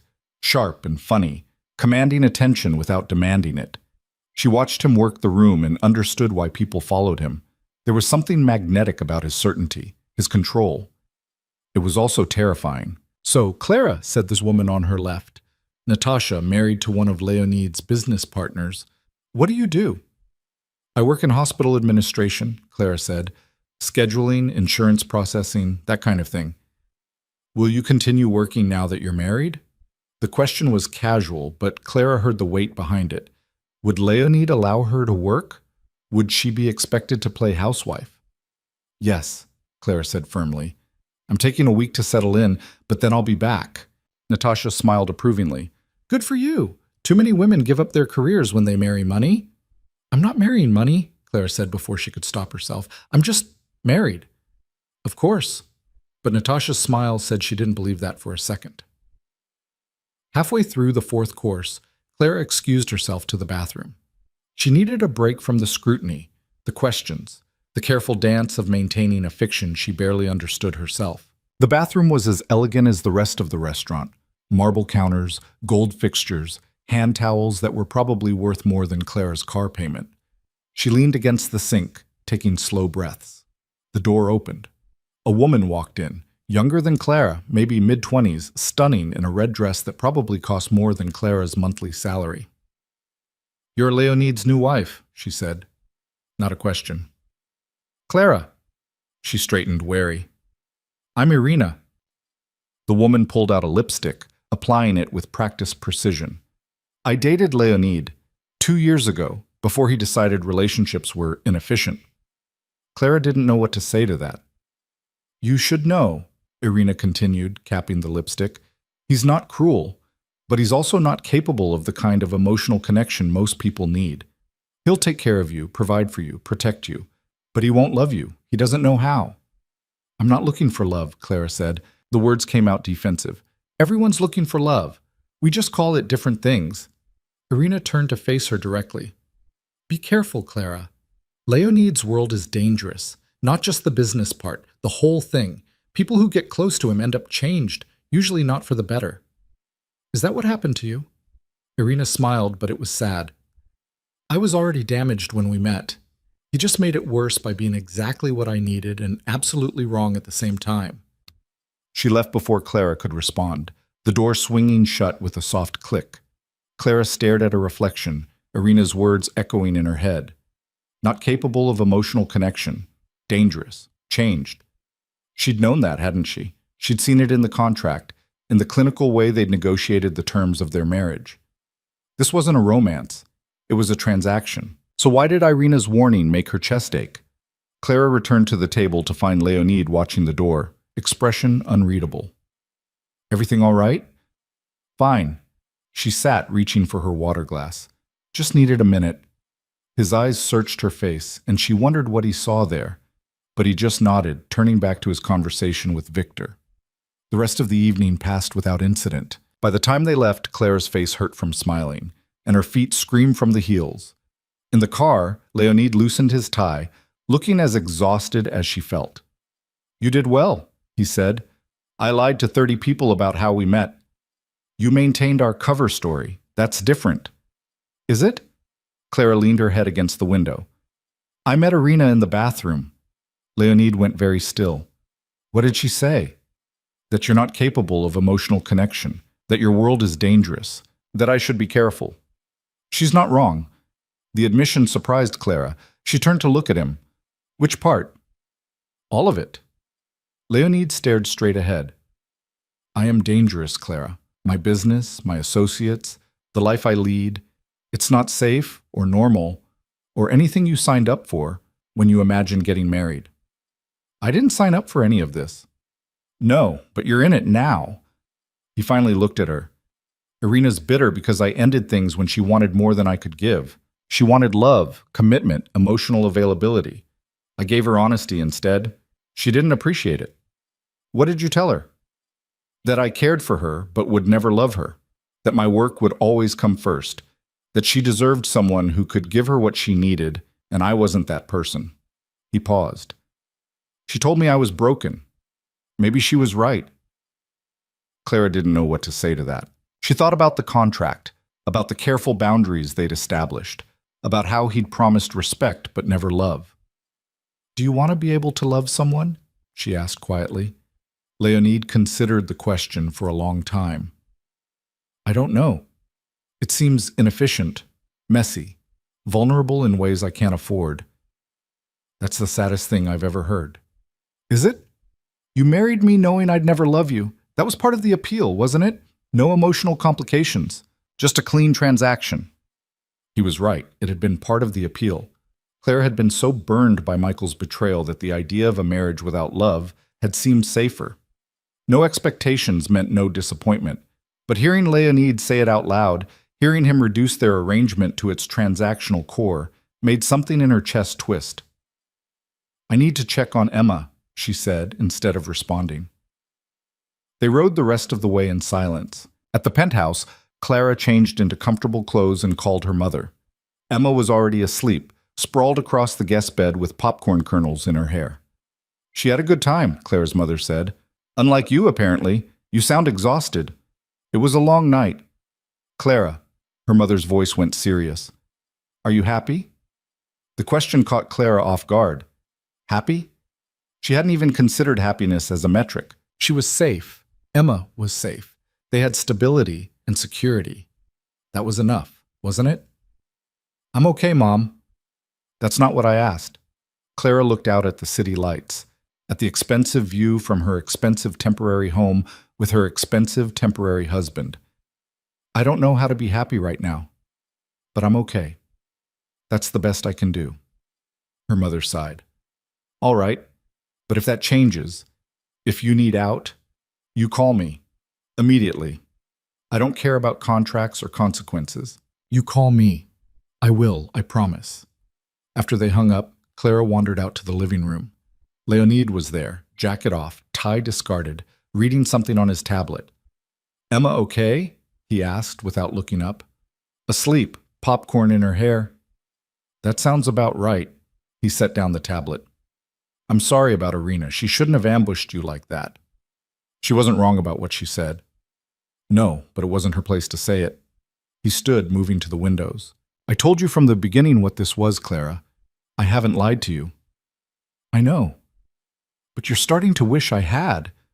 Clara joined him at the window. I don't know what I wish anymore. A week ago, I thought I was marrying someone who loved me. Turns out he didn't. Now I'm married to someone who's honest about not loving me. I'm not sure which is worse. At least with me, you know where you stand. Do I? Because right now I feel like I'm standing on quicksand. But Leonid turned to face her. What do you need from me, Clara? More boundaries? Less interaction? Tell me how to make this work. I need you to be human, she said. Not just efficient or thorough or protective. Human. Messy and flawed. And, I don't know, real. I am real. You're controlled. There's a difference. They stood there close enough that Clara could feel the warmth radiating from him, far enough that the distance felt intentional. I don't know how to be anything else, Leonid said quietly. This is who I am. I thought that was clear. It is. It's just, Clara pressed her hands to her face. Harder than I expected. Do you want out? Because if you do, tell me now. We'll figure something out. I won't hold you to the contract if you're miserable. The offer was genuine. Clara could hear it in his voice, see it in his expression. He'd let her go if she asked. But then what? She'd be back where she started, broke, humiliated, scrambling to rebuild. Emma would lose the stability she was just starting to settle into, and Michael would win because he'd destroyed her life and faced no consequences. No, Clara said. I'm not out. I'm just adjusting. Take your time. We have 2 years. 2 years suddenly felt like forever. Clara excused herself, retreating to her bedroom. She lay in the dark, listening to the sound of Leonid working across the hall, and tried to remember why she'd agreed to this in the first place. Protection, security, stability for Emma. Those things hadn't changed. She had everything she'd asked for, everything the contract promised. She just hadn't expected it to feel so lonely. The next week settled into something resembling routine. Emma started back at school, chattering about her friends and her teacher and the art project they were doing. Clara returned to work, fielding questions about her sudden marriage with vague explanations that satisfied no one. Leonid kept his distance, gave her space, respected every boundary they'd established. It was exactly what Clara had asked for. It was also slowly driving her insane. She found herself watching him when he interacted with Emma. The way he'd sit on the floor for tea parties, the way he'd read her bedtime stories in his accented English, the way he'd carry her to bed when she fell asleep on the couch. He was gentle with her daughter, patient, kind. But with Clara, he remained carefully neutral. Polite, professional, detached. Thursday night, Clara found him in the kitchen after Emma had gone to bed. He was making tea, moving through the motions like muscle memory. Can we talk? Clara asked. Leonid looked up, wary. Of course. I've been thinking about what I said last week, about needing you to be human. Clara leaned against the counter. I was wrong. You are human. You're just protected, and I get that. After everything Irina said, after seeing how you operate, I understand why you keep people at arm's length. Where is this going, Clara? I'm trying to say that I don't need you to love me. I never did. But I think... She took a breath. I think we could be friends. Real ones. Not just people living in the same space. Leonid poured hot water over the tea bag, watching the color bleed out. Why?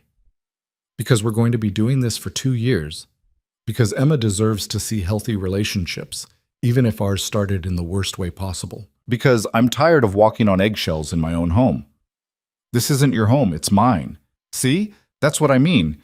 You say things like that and then wonder why I feel like an intruder. Leonid was quiet, stirring honey into his tea. You're right. I'm sorry. That was unnecessary. Apology accepted. Clara grabbed a mug, making her own tea. Friends? He looked at her for a long moment, something unreadable in his dark eyes. Then he clinked his mug against hers. Friends, he agreed. It felt like a small victory. Like maybe, possibly, they could make this work after all. Clara was wrong, because 2 nights later, everything went sideways. The call came at 2 in the morning. Clara woke to voices in the hallway, urgent and low. She grabbed her robe, heart already racing with the kind of panic that came from being a mother. Something was wrong. Emma was hurt. There'd been an accident. But when she opened her door, Emma's room was dark and quiet, her daughter's breathing steady and peaceful. The voices were coming from Leonid's office. Clara moved closer, not quite eavesdropping, but not walking away either. She caught fragments, Russian mostly, too fast for her limited vocabulary, but the tone was unmistakable. Anger, frustration. Something had gone very wrong. The office door flew open. One of Leonid's men emerged, the one she'd seen at the chapel. Dmitri, she thought his name was. He stopped short when he saw Clara. Mrs. Orloff, you should go back to bed. What's happening? Nothing that concerns you. If it's happening in my home at 2 in the morning, it concerns me. Clara crossed her arms. Where's Leonid? Dmitri hesitated, then stepped aside. Leonid sat behind his desk, phone pressed to his ear, jaw tight with barely controlled rage. He looked up when Clara entered, and whatever he saw in her expression made him end the call abruptly. I'll handle it. Keep me updated. He set down the phone. You should be sleeping.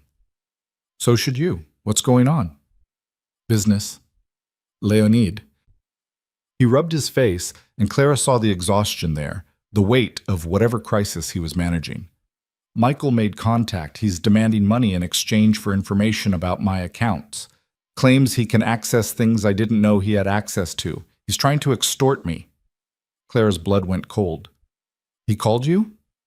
Sent an encrypted message through channels he shouldn't know about, which means he either has help or he's smarter than I gave him credit for. Leonid stood, pacing to the window. He also mentioned Emma, said I should ask myself if keeping you two was worth the risk. The threat was clear. Clara felt her knees go weak. He can't get to her, Leonid said before she could spiral. I have security on this building, on her school, on every route between here and anywhere she goes. He'd have to be suicidal to try. You don't know that. You don't know what he's capable of. I know exactly what he's capable of. He's a coward and a thief. Threatening a child is desperation, not strategy. He's cornered and trying to find leverage. I'm taking Emma to my mother's. Clara was already turning toward the door. Tonight. Right now. Clara, wait. No, you said she'd be safe. You promised. But now he's threatening her and I'm not. I can't. Her voice broke. Leonid crossed the room in 3 strides, hands on her shoulders, forcing her to look at him. Breathe. Emma is safe. Moving her in the middle of the night will scare her more than staying put. We have eyes on Michael's location. He's still in the Caymans, 3,000 miles away, with no way to get back into the country without us knowing. You can't guarantee that. No, but I can make it damn near impossible. His grip tightened slightly. Trust me, please. Clara wanted to. She wanted to believe that his control extended far enough to keep her daughter safe from a man who'd already proven he'd do anything for money. But trust was in short supply lately. If anything happens to her, it won't. You can't know that. You're right. I can't. Leonid's voice softened. But I can promise that I will do everything in my power to protect her, and my power is considerable. Clara closed her eyes, trying to breathe through the panic. What are you going to do about Michael? Find him. Recover what he stole. Make sure he understands that threatening my family is a mistake he'll regret. Your family, Clara repeated. We're not. You're my wife. Emma is under my protection. That makes you family, whether the marriage is real or not. The words should have felt clinical. Instead, they steadied her. Clara took a shaky breath. It's okay, but I'm checking on Emma. Of course. She went to her daughter's room, stood in the doorway watching Emma sleep. So small, so trusting, completely unaware that the man who'd helped create her was now using her as a bargaining chip. Clara had never hated anyone the way she hated Michael in that moment. She must have stood there too long because Leonid appeared beside her, silent as always. She's safe, he murmured. I swear it. How can you be sure? Because anyone who wants to get to her has to go through me first, and I don't lose Clara. The certainty in his voice was almost frightening. Clara looked at him, really looked, and saw the cold calculation there, the absolute absence of doubt. This was the man Irina had warned her about, dangerous, changed. And right now, Clara was grateful for it. They went back to the living room. Leonid poured 2 glasses of whiskey, handed her one. I don't drink, Clara said. Tonight you do. She took a sip. It burned going down, but it also helped. Tell me what happens now, she said. Now we wait. Michael will make another move. They always do when they think they have leverage. We track him, we corner him, we recover the assets. And then? And then he faces consequences. The way he said it made Clara's stomach twist. What kind of consequences? The legal kind, hopefully. If he cooperates, this goes through proper channels. If he doesn't, Leonid shrugged, then it gets handled differently.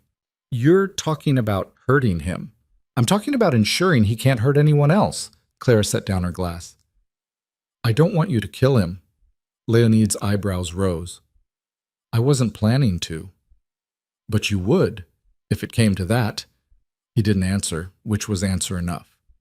He's Emma's father, Clara said quietly. Biologically, at least. Someday she might want to know him, might have questions. I won't have her growing up knowing her father died because of me. He's threatening your daughter for money. That's not a father, Clara. I know, but she doesn't, not yet. Clara met his eyes. Promise me. Whatever you do to handle this, Michael walks away alive. Leonid was quiet for a long moment. That limits my options considerably. I don't care. Promise me. All right. He lives. Leonid picked up his own glass, drained it, but he won't be comfortable, and he won't be free. I can live with that. The crisis shifted something between them. Clara couldn't sleep after that, and apparently neither could Leonid. They sat in the living room as dawn broke over the city, not talking much, just existing in the same space. It felt almost normal.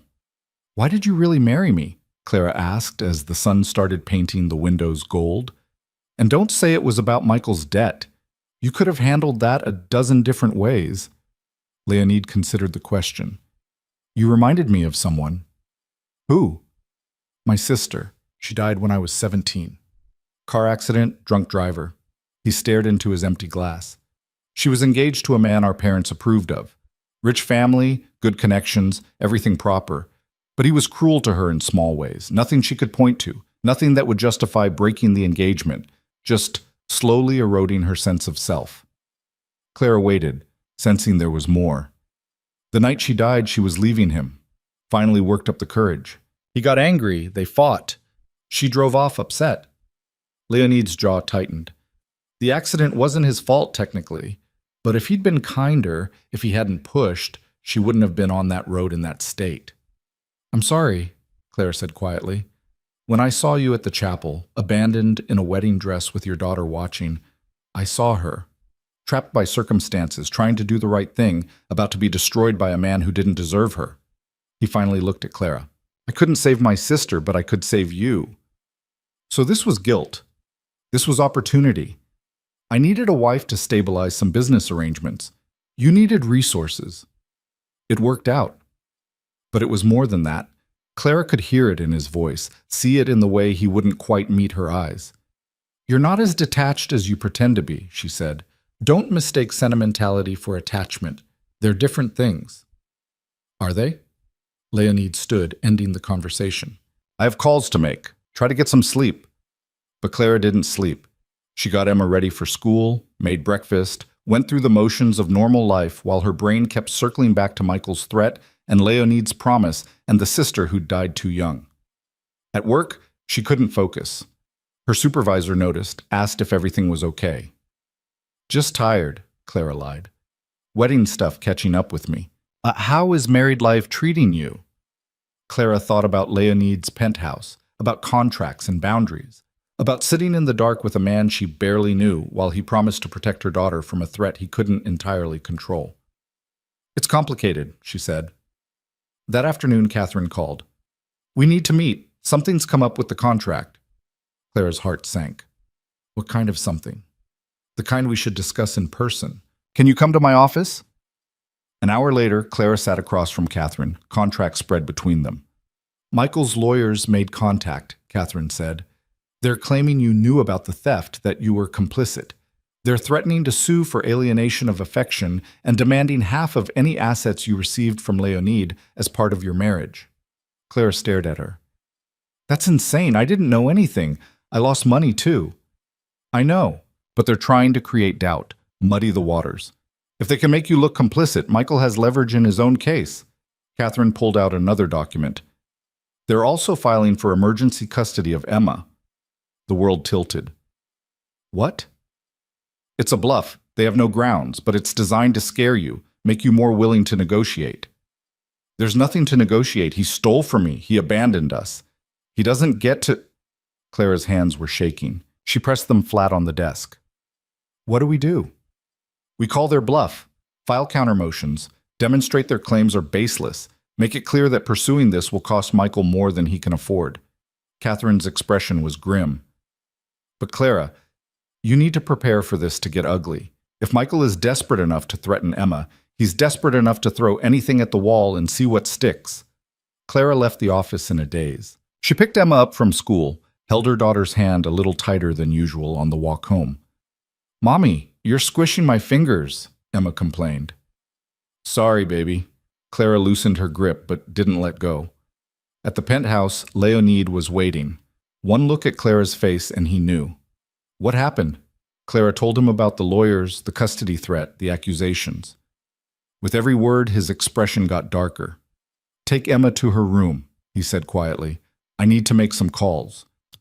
Clara got Emma settled with her coloring books, then returned to find Leonid on the phone, voice cold and clipped. He was speaking English this time, and Clara caught enough to understand he was talking to his own lawyers.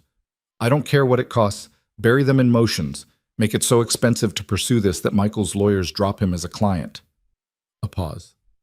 "Yes, use everything. I want this done." He hung up, noticed Clara in the doorway. "It's handled," he said. "Just like that?" Michael's lawyers are small-time, probably working on contingency. When they realize how much this is going to cost them in resources, they'll back off, and Michael will be alone again. What if they don't back off? Then we go to war, and I don't lose wars, Clara. The confidence should have been reassuring. Instead, it just reminded Clara how out of her depth she was. This was Leonid's world, power plays and legal battles and resources she couldn't imagine. She was just trying to keep her daughter safe. That night, after Emma was in bed, Clara found herself back at Leonid's office door. "Can't sleep?" he asked without looking up from his laptop. "Can't stop thinking." Clara sat in the chair across from him. "About Michael, about Emma, about how screwed up this all is." "Welcome to my life." "How do you do it?" "Stay calm when everything's falling apart." "Practice." "Necessity." "The understanding that panic doesn't solve problems." He closed the laptop. "And the knowledge that I have more resources than most people have problems. Must be nice." "It's useful. Nice is something else entirely." They sat in silence for a moment.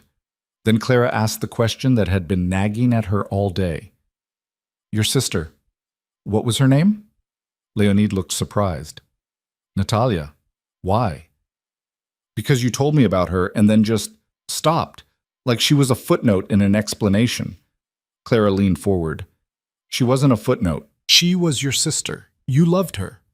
Love is past tense when someone's dead." "No, it's not. It just changes." Leonid's expression closed off. This isn't a therapy session, Clara. I know, but we're supposed to be friends, right? Friends know things about each other, real things, not just business arrangements and contract negotiations. Why do you care? Because you're not a robot, even though you do a good impression of one. And because Clara stopped, trying to find the right words. Because I'm tired of being alone in a penthouse with someone I can't connect with. Even if it's temporary, even if it's fake, I need it to feel real. Leonid stood, moved to the window. For a long time, he didn't say anything. She was funny, he finally said. Natalia, always laughing, always finding joy in stupid things. She collected snow globes, terrible ones from tourist shops, had hundreds of them. His voice was soft, distant. After she died, I got rid of them. Couldn't stand looking at them. Now I wish I'd kept at least one. Clara joined him at the window. I'm sorry. It was a long time ago. That doesn't make it hurt less. No, it doesn't. He glanced at her. Is this what friendship looks like? Sharing tragic backstories? Sometimes. Or sometimes it's just sitting together at 2 a.m. because sleep won't come and company helps. I'm not good at company. You're doing fine. They stood there, side by side, watching the city. Clara thought about all the people down there living their normal lives, dealing with their normal problems. She wondered if any of them had accidentally married a Russian businessman to escape debt and were now navigating friendship with someone who'd built walls so high she wasn't sure she'd ever see over them. Probably not. Thank you, Clara said, for protecting Emma, for handling Michael's lawyers, for all of it. It's in the contract. Stop hiding behind the contract. Just say you're welcome. Leonid's lips twitched. You're welcome. It felt like progress. The next 2 weeks were a waiting game. Michael's lawyers did back off, just like Leonid predicted. The custody threat evaporated. The accusations of complicity died without evidence. But Michael himself stayed quiet. Too quiet. He's planning something, Leonid said one night over dinner. They'd started eating together, first out of convenience, then out of habit. Emma liked it, said it felt like a family. Clara tried not to think about how much she liked it too. How do you know? She asked, passing Emma the vegetables. Because quiet means he's waiting for the right moment. He's been backed into a corner, but he hasn't conceded. That makes him dangerous. More dangerous than threatening a 5-year-old? Different dangerous. Leonid cut his steak with precise movements. He knows he can't win through legal channels, so he'll try something else. Like what? I don't know yet, but I'll know when it happens. It happened 3 days later. Claire was at work when her phone rang. Unknown number. She almost didn't answer, but something made her pick up. Clara? Michael's voice smooth and familiar and making her skin crawl. We need to talk. She nearly hung up. But then she thought about Leonid saying Michael would make another move, thought about having information he could use. I have nothing to say to you, she said. Then just listen. I know about your arrangement with Orlov. I know it's not a real marriage, and I'm willing to keep that quiet in exchange for something very simple. What? Leave him. Take Emma, walk away, and I'll make sure his business partners never find out the truth about your marriage. Stay and I'll destroy both of you. Claire's hand tightened on the phone. You can't prove anything. I don't need to prove it. I just need to make people doubt. Doubt is enough in his world. Michael's voice was almost pleasant. Think about it, Clara. Is Leonid Orlov really worth losing everything for? He hung up before she could respond. Clara sat there, phone still pressed to her ear, mind racing. Michael was right about one thing. If Leonid's associates found out their marriage was a contract, it would undermine everything. The stability, the appearances, the carefully constructed fiction they'd built. But leaving meant going back to nothing. It meant Emma losing the security she'd found. It meant giving Michael exactly what he wanted. Clara called Leonid. Michael contacted me, she said when he answered. He knows about the contract. He's threatening to expose us if I don't leave. Silence. Then, where are you? At work. Stay there. I'm sending security. Don't leave the building without them. Leonid, I'll handle it, Clara. Just stay put. He hung up. 20 minutes later, 2 of Leonid's men arrived. They escorted Clara to the parking garage, into a car with tinted windows. She felt ridiculous, like she was in a spy movie. But when they pulled up to the penthouse and Leonid met her at the elevator, his expression was serious enough to kill any urge to laugh. "We need to talk," he said. In his office, he pulled up surveillance footage on his computer. Michael isn't in the Caymans anymore. He's here, in the city. We spotted him 3 hours ago. Claire's blood ran cold. How did he get back? Fake passport, probably. We're tracking him now, but he's good at staying off-grid. Leonid turned the monitor to face her. He's staying at a hotel downtown. Mid-range, nothing fancy. He's running out of money. So he's desperate. Extremely, which makes him unpredictable. Leonid leaned back in his chair. I can end this tonight. One call, and Michael disappears. Not permanently, he added, seeing Clara's expression. Just long enough to recover the assets and ensure he can't threaten you again. That's kidnapping. That's problem solving. Clara paced the office, trying to think. There has to be another way. There is. You meet with him. You wear a wire. He makes threats on tape. We give it to the police. He gets arrested. Leonid's tone was careful. But that puts you at risk. I don't like it. I don't like any of this. But if we can end it legally, that's better than whatever you're planning. Clara, I'll do it. Set up the meeting. Leonid looked like he wanted to argue, but finally he nodded. Tomorrow. Public place, my people everywhere. The second it goes wrong, we pull you out. It won't go wrong. It might. That's why I'm taking precautions. The next day, Clara sat in a coffee shop across from the hotel where Michael was staying. She wore a wire taped to her ribs, uncomfortable and obvious despite Leonid's assurances that Michael wouldn't notice. He walked in at exactly 3 o'clock, looking tired and rumpled and nothing like the man she'd almost married. He'd lost weight. There were circles under his eyes. Clara. He sat down across from her. Thank you for meeting me. I'm not here to negotiate, she said. I'm here to tell you to leave us alone. I can't do that. Not until Leonid returns what's mine. You stole from him. He doesn't owe you anything. I took what I was entitled to. I worked for him, managed his accounts, made him money. I deserved more than he was paying. Michael leaned forward. This whole situation could have been avoided if he'd just been reasonable. Clara couldn't believe what she was hearing. You stole millions of dollars and fled the country. You threatened our daughter, and you think Leonid is the unreasonable one? Our daughter deserves better than being raised by a criminal. You're the criminal, Michael. Orlov is worse. Do you even know what he does? The people he works with? Michael's voice dropped. He's dangerous, Clara. To you, to Emma. Leave him before it's too late. I'm safer with him than I ever was with you. Michael's expression hardened. Then you're a fool. And when this blows up in your face, don't say I didn't warn you. He stood to leave. Clara felt panic rise, that they didn't have enough. The threats weren't clear enough. The wire hadn't captured anything useful. You threatened Emma, she said loudly. You said you'd hurt her if I didn't do what you wanted. Michael turned back, eyes narrowed. I never said that. You implied it. The message to Leonid was about business, not about some kid I barely know.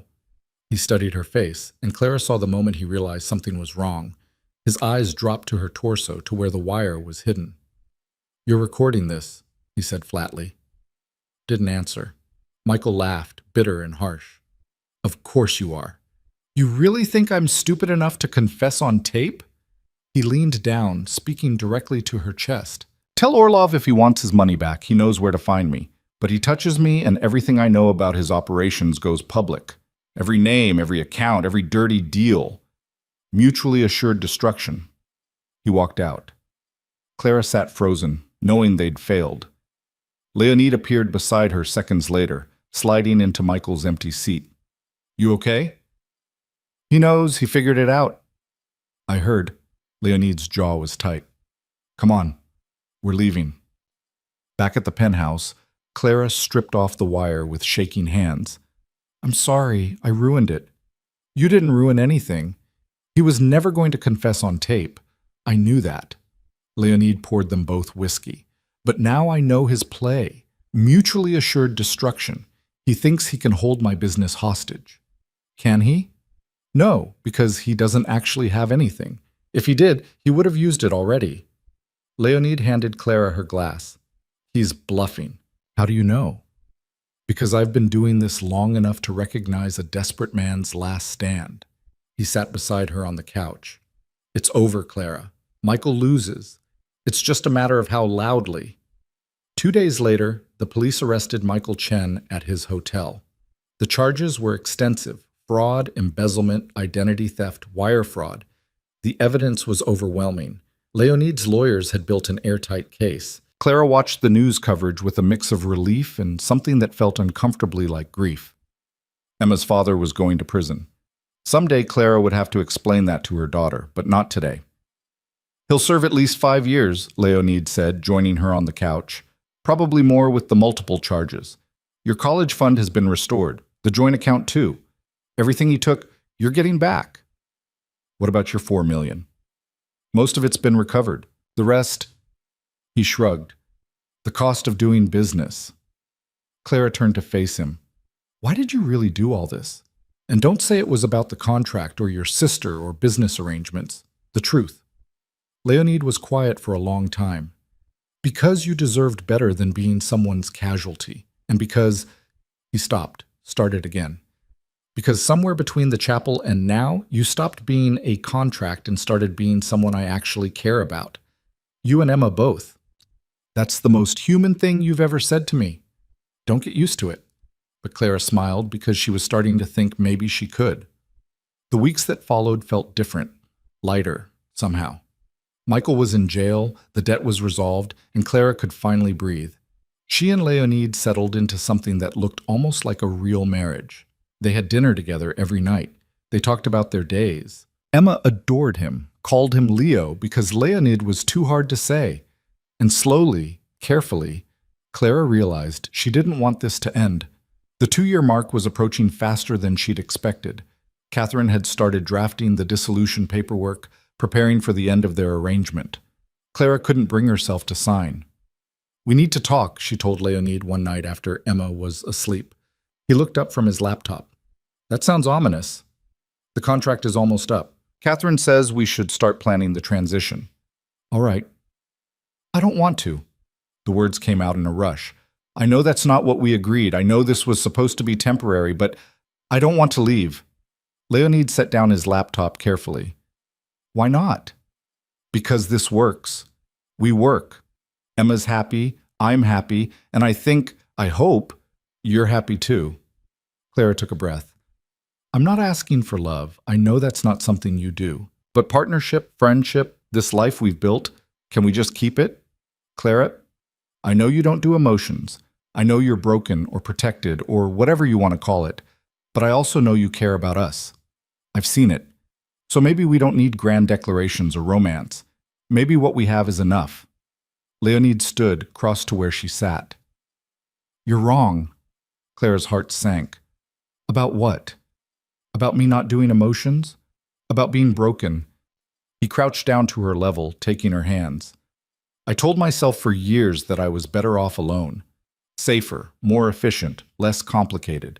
And then you walked into my life in a wedding dress, terrified and brave and absolutely determined to protect your daughter, and you wrecked everything. I wrecked in the best way. His grip tightened on her hands.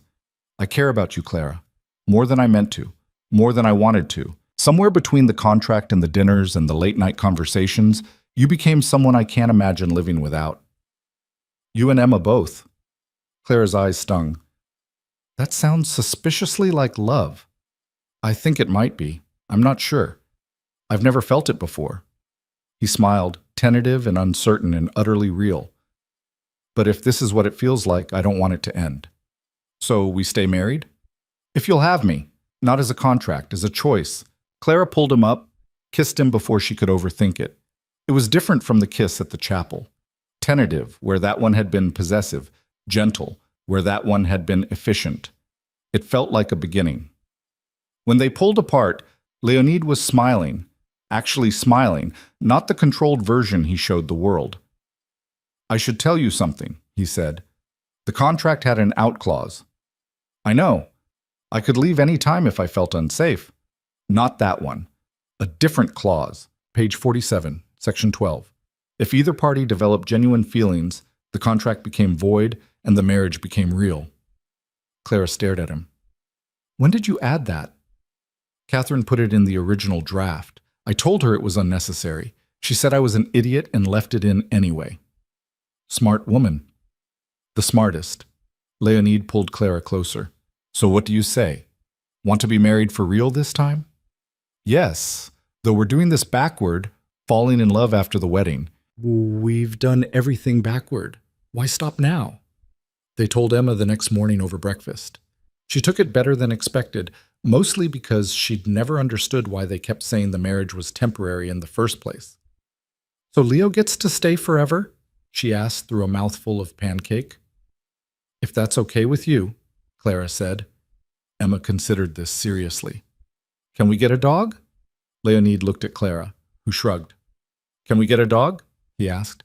Only if you're staying forever, not just 2 years. Forever, Leonid promised. Okay, then yes, you can stay. Emma went back to her pancakes, crisis averted. Clara caught Leonid's eye across the table. He was smiling again, that real smile that made him look younger and less dangerous and completely hers. They got the dog the following week, a golden retriever puppy that Emma named Snowball despite it being completely the wrong color. It chewed Leonid's shoes and knocked over Emma's toys, and somehow made the penthouse feel like an actual home. Clara went back to work, but she didn't need the job anymore. She kept it because she wanted it, because she liked having her own purpose beyond being Leonid's wife. They renegotiated their living situation, combined bedrooms, shared space, built something together instead of existing in parallel. It wasn't perfect. Leonid still worked too much, still got cold and distant when business went wrong. Claire still panicked when Emma was 5 minutes late from school, still woke up sometimes convinced this was all going to fall apart. But they worked through it, together. 6 months after Michael's arrest, Clara got a letter. He was writing from prison, asking to see Emma, claiming he'd changed. She threw it away without reading past the first paragraph. Leonid found her in the kitchen that evening, staring at the trash can. Second thoughts? He asked. About what? Denying him access to Emma. No. He doesn't get to traumatize my daughter and then ask for forgiveness. He made his choices. Clara turned to face Leonid. We all did. Are you happy with yours? Clara thought about the wedding that fell apart, about climbing into a car with a stranger, about signing a contract that became something real. Yes, she said, I really am. Leonid kissed her forehead. Good, because I'm not letting you go. Promises, promises. I keep my promises. He did. Through Emma's elementary school years, through Clara's decision to go back to school for her master's degree, through Leonid gradually stepping back from the riskier parts of his business, through the adoption papers he filed to become Emma's legal father, which made her cry and him pretend his eyes were just watering from allergies, through the conversation with Emma when she was 12 and asked about Michael, Clara told her the truth, simplified, age-appropriate, but honest, that Michael had made bad choices, hurt people, and was paying the consequences. Emma had nodded, asked a few questions, then shrugged and gone back to her homework. She had a father. She didn't need the biological one. Through the night, Clara woke up panicking, convinced she'd made a mistake, that she'd trapped herself in a life she'd never wanted. Leonid had held her while she cried, hadn't tried to fix it, just listened. By morning, the panic had passed. It always did.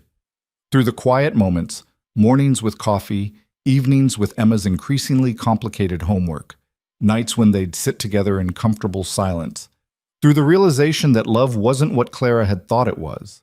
It wasn't grand gestures or passionate declarations. It was choosing someone over and over, even when it was hard, especially when it was hard. Years later, when Emma graduated high school with a full scholarship to her dream college, Clara stood with Leonid watching their daughter accept her diploma. The college fund that Michael had stolen and Leonid had restored was untouched. They hadn't needed it. Leonid had paid for everything, insisted on it, said that was what fathers did. We did good, Clara said quietly. You did good. I just provided resources. You provided everything. Clara leaned into him. And you know it. Emma bounded over after the ceremony, diploma in hand, grinning. Can we go celebrate? I'm starving. Wherever you want, Leonid said. The diner by our old apartment, the one with the good fries. Clara's throat tightened. That diner was where she'd taken Emma after bad days, when money was tight and they'd split a plate of fries and pretended it was a feast. "You sure?" she asked. "We could go somewhere fancier." "I like the diner. It reminds me of when we were just us, before everything got complicated." Emma looked between them. "Not that complicated is bad, just different." They went to the diner, sat in a cracked vinyl booth and ordered too much food and laughed until Clara's cheeks hurt. And Clara thought about the woman she'd been, standing at an altar in a borrowed dress, watching her world collapse. She thought about the choice she'd made in desperation, the contract that had become a marriage, the stranger who'd become her family. She thought about how nothing had gone according to plan, and how that had somehow turned out to be the best thing that could have happened. When they got home that night, Emma disappeared to her room to video call friends. Clara and Leonid stood in the living room, the same one where Emma had unpacked her coloring books what felt like a lifetime ago. "Do you ever regret it?" Leonid asked. "The way we started?" Clara thought about it, really thought about it. "No," she said finally. "Because if it had started any other way, it wouldn't be us. And I like us." "Even though I coerced you?" "Even though let's be clear. If you ever pull something like that again, I'm leaving and taking the dog." Leonid laughed, pulling her close. "Deal." They stood there, holding each other, while Snowball snored on the couch, and Emma's laughter echoed from her room. It wasn't the life Clara had imagined. It was better. Because it was real. Because it was chosen. Because love, it turned out, was less about the beginning and more about everything that came after. And thereafter was pretty damn good.